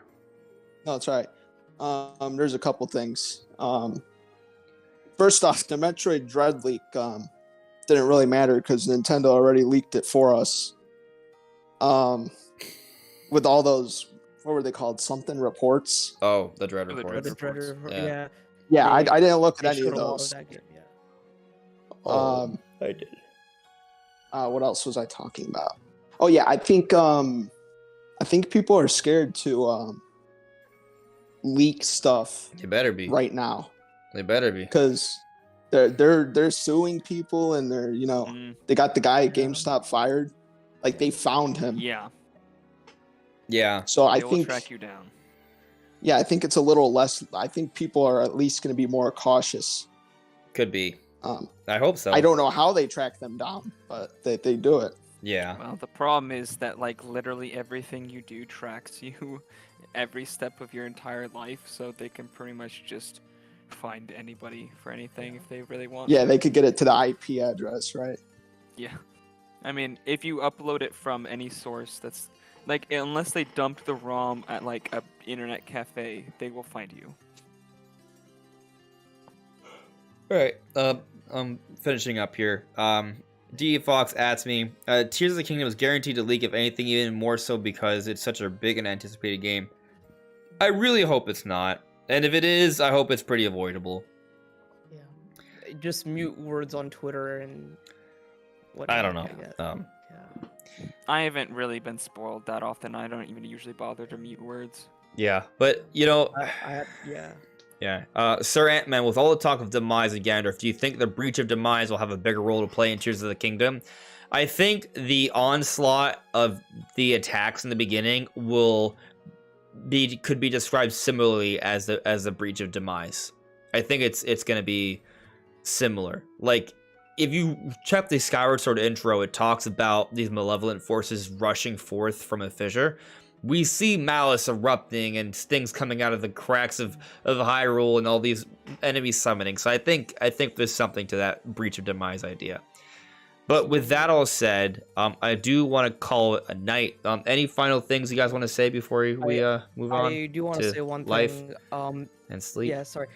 Yeah, We're one good. quick thing is I'm very hyped for the Xenoblade 3 DLC. I wanted to discuss some theories here, but there's no time. But I do have some theories on my channel, which you guys should check out. Yes, if anyone Niche Quick Pops, check it out. Plug. Yep. Yeah. Yeah. Yeah. The shameless plug. Yeah. No, Niche Quick Pops. no, it's the end of the show. That's whatever. totally fine. Yeah, let me post in the chat again here. Yeah. Check it out, guys. Yeah. I mostly talk about who the identities of the founders could be, but I want to hopefully go into more detail on some story beats as well. But I'm very excited. I think it's gonna be a lot of fun. Yeah. But yeah, thanks for having Absolutely. me on. Yeah, the link's in the chat, guys. Check out Nishwick Pops. Yeah. Sammy, anything else you want Hopefully, to say? me in a month or so. Yeah. Yeah. Oh, his By all- time's coming. No problem. No problem. Yeah, I'm next up. But I think there's one thing I'd like to mention. So how much land compared to the surface do you think the underground and sky will entail? Assuming there's no underwater exploration. It's so tough to Total? gauge. I have no clue. I don't want to make some wild claim and then be way But off. on one hand, it looks like, if the sky even goes to 5,000 or so, it could be as big as the overworld. Because, that's pretty high. I'm thinking the underground and the sky mixed might be 2 to 2.5. Like, Hyrule's? yeah, well, that's kind of a misleading way to say it. What I'm saying is the total area compared to Breath of the Wild, that's including the original Breath of the Wild map, would be 2 to 2.5 times larger. So the Okay, sky so and 1.5 times more. Yeah, so the sky and the underground combined would be like 1.5 times the size of Hyrule. I'd be happy with that. Yeah. Yeah, I don't know that the underground's going to be as big of a deal as the sky, but it's Yeah. going to be a pretty big deal. I imagine the underground will probably cover like 30 to 40% of the map. Yeah. It's just so hard to quantify. That It is a really is. possibility. These are. I'm just shooting in the dark here. This is Yeah. honestly the Dream Zelda game for me. I will It's- say this. Yeah. The ad suggested that we get more hearts in Tears of the Kingdom than we did in Breath of the Wild, which suggests Yeah. that the That's game wild. is going to be a bigger, longer adventure than Breath of the Wild. More than 30 more hearts. difficult, hopefully. which would suggest, unless there's, one full heart container stamina wheel in every shrine, that there's going to be the same amount or more shrines. I don't think there's going to be more shrines, but I think the dungeons are going to offset it. I think there might be the same amount of shrines, but there'll be more like overworld puzzles, like we see with the Ultra Hand ability. Maybe pieces of heart return in like caves and stuff. It's tough to say for sure, but I'll tell you this: I believe that we based the gameplay demonstration was basically mostly covering the Great Plateau equivalent. And the reason I think that is, one, on the website it confirms that Link's journey begins on a sky island, which I think most of us thought was going to be the case. But also, two, Link only has one vial on his hip during that demonstration. But then three, he only has 4 hearts and a base level stamina wheel, implying these had one improvement. But he has 4 abilities, and we see some of those spiral things in that island areas. And we've seen actually on the mini-map the blue symbol that implies completed shrine, kind of like in Breath of the Wild, except the symbol is a little different shape because it's not the same thing as the Sheikah shrine. Right. So what I think that suggests is that similar to how they had a system in Breath of the Wild where every 4 shrines would give you 4 orbs that could amount to 1 heart or stamina increase, that might be exactly the same in Tears of the Kingdom. That's what I think the islands sort of imply. Of course, they're not telling us little details, so maybe not. And with that in mind, I think what that points to is, as opposed to there being less shrines, there are more. So when you I see where you're getting at. 36 shrines is out of the question. I think that was always okay. You just made me change my mind. Unless you don't. I mean, again, they could. I mean, there could be other ways to earn hearts or whatever orb equivalents are. Right. If there's maybe there's other ways to boost your heart or stamina, but I mean, there's got to be some pretty important reasons to do those overworld puzzles. Yeah, but those can still be the shrines, right? Like a lot of shrines were overworld puzzles, and there was just a gift in there. We don't know how they're structured in Tears of the Kingdom. When were shrines overworld puzzles? Shrine quests. Yeah. Shrine. Oh, yeah. Quest to get to the shrine. Yeah, but when you would go inside the shrine, it was just a reward. Because the challenge was to get into the shrine. Were a couple of those. Yeah. The labyrinths and the quest at Kakariko Village and all those things. Yeah. It's just very rare. I forgot those were even in the game. They seem to be much more common and expanded in this, though. Yeah. And I doubt you'll need to go into a shrine to get it. I imagine it would just be whenever you complete the puzzle, you get the reward. But yeah, I see what you mean. Yeah. Probably similar to that. Anyway, I doubt there's only 36. Yeah. That seems too small. Samuel, you did say Piece of Hearts could come back. I think that might be a possibility, but if the overworld puzzles don't result in you going in a shrine, I think Piece of Heart could be a thing, but I don't know. With this whole new gameplay open air concept, I don't know how they could fit in Pieces of Heart, but I don't know. We'll see. I mean, just also putting an easy way to explain the hard places to find, I guess, but it's a little different. Because in previous Zelda games, you were more limited in what you could do, so finding a way to get to the Piece of the Heart was more of a puzzle. Yeah. Now, obviously, getting to places is still a puzzle in Tears of the Kingdom and Breath of the Wild, but it's very different, and there's way more options. You could just lock it somewhere that you need to solve the puzzle in order to get to. Yeah, I'm not saying they can't have heart pieces, also but just spawn it in. Yeah. When you complete the puzzle. Again, the beginning of the game, though, seems to imply that we get orbs to improve our hearts, like in Breath of the Wild. But maybe that's not the only way. I don't think it implies that we get orbs. It implies that you do that shrines have been done. It implies that there's 4 of something that amount to a single heart.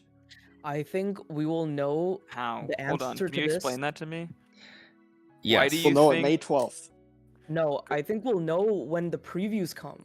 Yeah, we'll learn sooner. People will actually do these puzzles and dungeons. Yeah, we're gonna learn I think in less than 2 weeks Yeah, next week or the week after. More details are coming. Yeah, I hate myself for this, but I know I'm gonna give in and watch the previews. I know they're not gonna reveal much. They're under NDA. They're under NDAs and embargoes like that. There's a limited the amount. previews of Breath of the Dude. Wild weren't allowed to show Lynels and the dragons and all that. Yeah. I mean, hell, So the it's very previews might be. contained. I imagine the previews gonna be way more limited. To be honest, I wouldn't be surprised if the NDA is literally the day that the game launches. Like that's when they're allowed to talk. That's when the Yeah. embargo goes live. And even review embargo for God of War Ragnarok lifted early, but the reviews that I saw online were very, very, very vague. They're like, this game is good, but we can't talk about it much. Please play it. And the footage we're showing is from like the first 5 hours of the game. I imagine they're gonna want you to show stuff, like from the Great Plateau equivalent in the sky and like some ground stuff, but not near towns and things like that. I just want to hear about people saying the game is good Yeah. more than like showing it, because Yeah. I know it's gonna be know good. we're gonna If experience Nintendo it. wants us to know more about the game, they're gonna want to show it to us. They're not gonna want some reviewer to explain it to us. Yeah. Anyway, the reason why, Brand, you were asking why I believe that it's the same in terms of getting 4. Right, because to I get think to- that's most likely the case just logically, but I haven't seen any Caves evidence. could Yeah. be just for like loot and stuff. Well, let me explain. And I thought I already explained it, but let me do a better job. We can see that Link has completed shrines in the gameplay demonstration.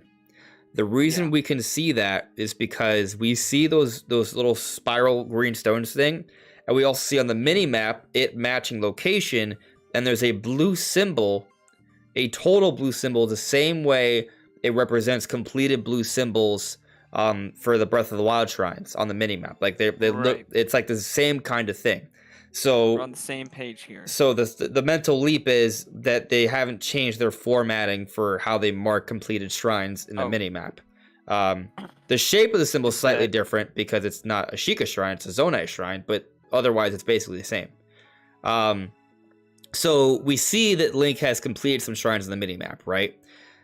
But Link also has 4 abilities, very much like the 4 abilities to get on the Great Plateau.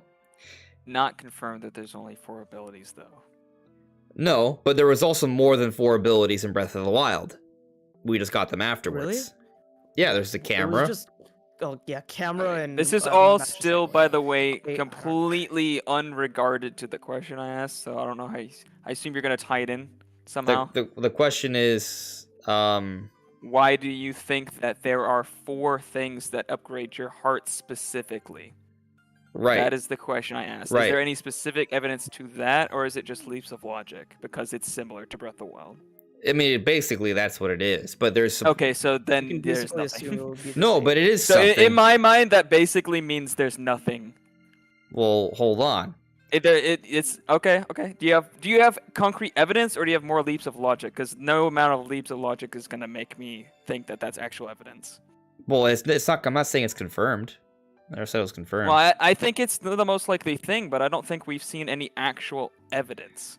we I don't don't have. think any of that Didn't counts as see evidence. 4 completed shrines in the gameplay demonstration, because we can assume that he did 4 shrines and got 1 heart, because he has. That's 4 probably hearts. the case. That's probably the case. I assume that's the case. I'm just saying Yeah. there's nothing that confirms or denies that in any actual meaningful Yeah. way. No, and then I never said that it was confirmed. Well, that's what I was asking.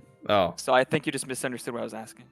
Oh. That's why I'm clarifying. I'm not saying Yeah. you're wrong or that anything. I'm just saying what I was asking is not what you're saying, essentially. Now, it might be possible to be like really analyze the demonstration if we can we might be able to spot That might be completed possible. completed shrines, but the weird thing is I feel like I've seen inconsistencies as to when we see the green spirals and when we don't.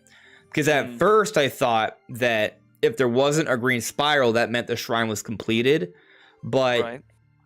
in the trailer, there's an island you fly by that you assume would be done that has this green spiral. So, because Link dives past where we think is the beginning area, and we see one of those shrines, and it has a green spiral, but he's diving down to the surface, suggesting he's already done with. I think he even has like 4 vials. Like it's suggesting it's like late game. So it's I don't mean, know. it could just be because it's a development build, Could be. and there's just Could you be. know, not necessarily connected to an actual real build where they actually played through that part of the game. What Yeah. the development build is what we saw in the gameplay presentation? We don't know. I mean, technically, probably I some don't- sort of development build. I mean, they suggest it's I complete, don't- but Yeah, Aonuma said the game is complete in the beginning. but the so game being I don't know what complete means. doesn't mean they're showing a complete version. Yeah, they Yeah. could go back to it. But they also don't put any text saying, "Oh, this is a game still in development." They don't say anything like that, so it's tough to say. But you know, I don't think they say that in any of the trailers. no, they don't. I think their goal is to make things unclear and have inconsistencies. Speculation is how Zelda thrives. So Totally, They want us to have these talks. absolutely. So, want us I've to never have a seen 4-hour any podcast lore on as Zelda. deep as the Zelda lore, like with how much people talk about it and stuff. It is wild. Yodvibe with a super chat. Thank you for the super chat. That's $30 total with these $10 here. In case anyone's keeping track, $40 more to go. Great stream, Andres and Co. And great videos too, my friend. Thank you very much, Yodvab. I do plan on streaming Tears of the Kingdom, so for those who will not be buying Tears of the Kingdom, if you want to watch me play it, that's totally fine. But with that said, I do need to call it a night. It's been 4 hours, so Is this your first 4-hour stream? No, we've No, done I 5 remember hours. I watching think. no. some 4-hour streams like a couple years back during like the Switch Pro hype. Yeah, Oh yeah, I mean, if you mean just streams in general, I I've remember done that. 11 hours. I remember streams you were before. speculating you not me. that Tears of the Yeah. Kingdom was either going to come late 2020 or early 2021. I remember, Oh my I remember God. that. We were I wrong. remember the whole Rip. dubious Back when we were food hopeful. thing. I remember all of that. So Sweet, blissful ignorance. so sad. So sad. Well, I mean, you know, COVID, delays, Magic being wrong. But, That all here plays we a are, part. just less than a month. Yep. so, 25 Yeah. days. yeah. All right. Right. By the way, Ward 10, I think we probably confuse a fairy to a regular sword. Make a great fairy sword. I think the thing is the fusions don't create a new thing. It's like paste it on. Andres, you have to stop. You have to. We're never gonna end this You're right. podcast. You're right. Okay. Anyways, have a good night, everyone. Thank you so much for watching. Yeah. Like the stream, guys. subscribe, check on the Quick Pops. But have a good night. Bye. Bye, guys. Later. Have a good See one. ya. Okay. Awesome. Oh, Yeah. send me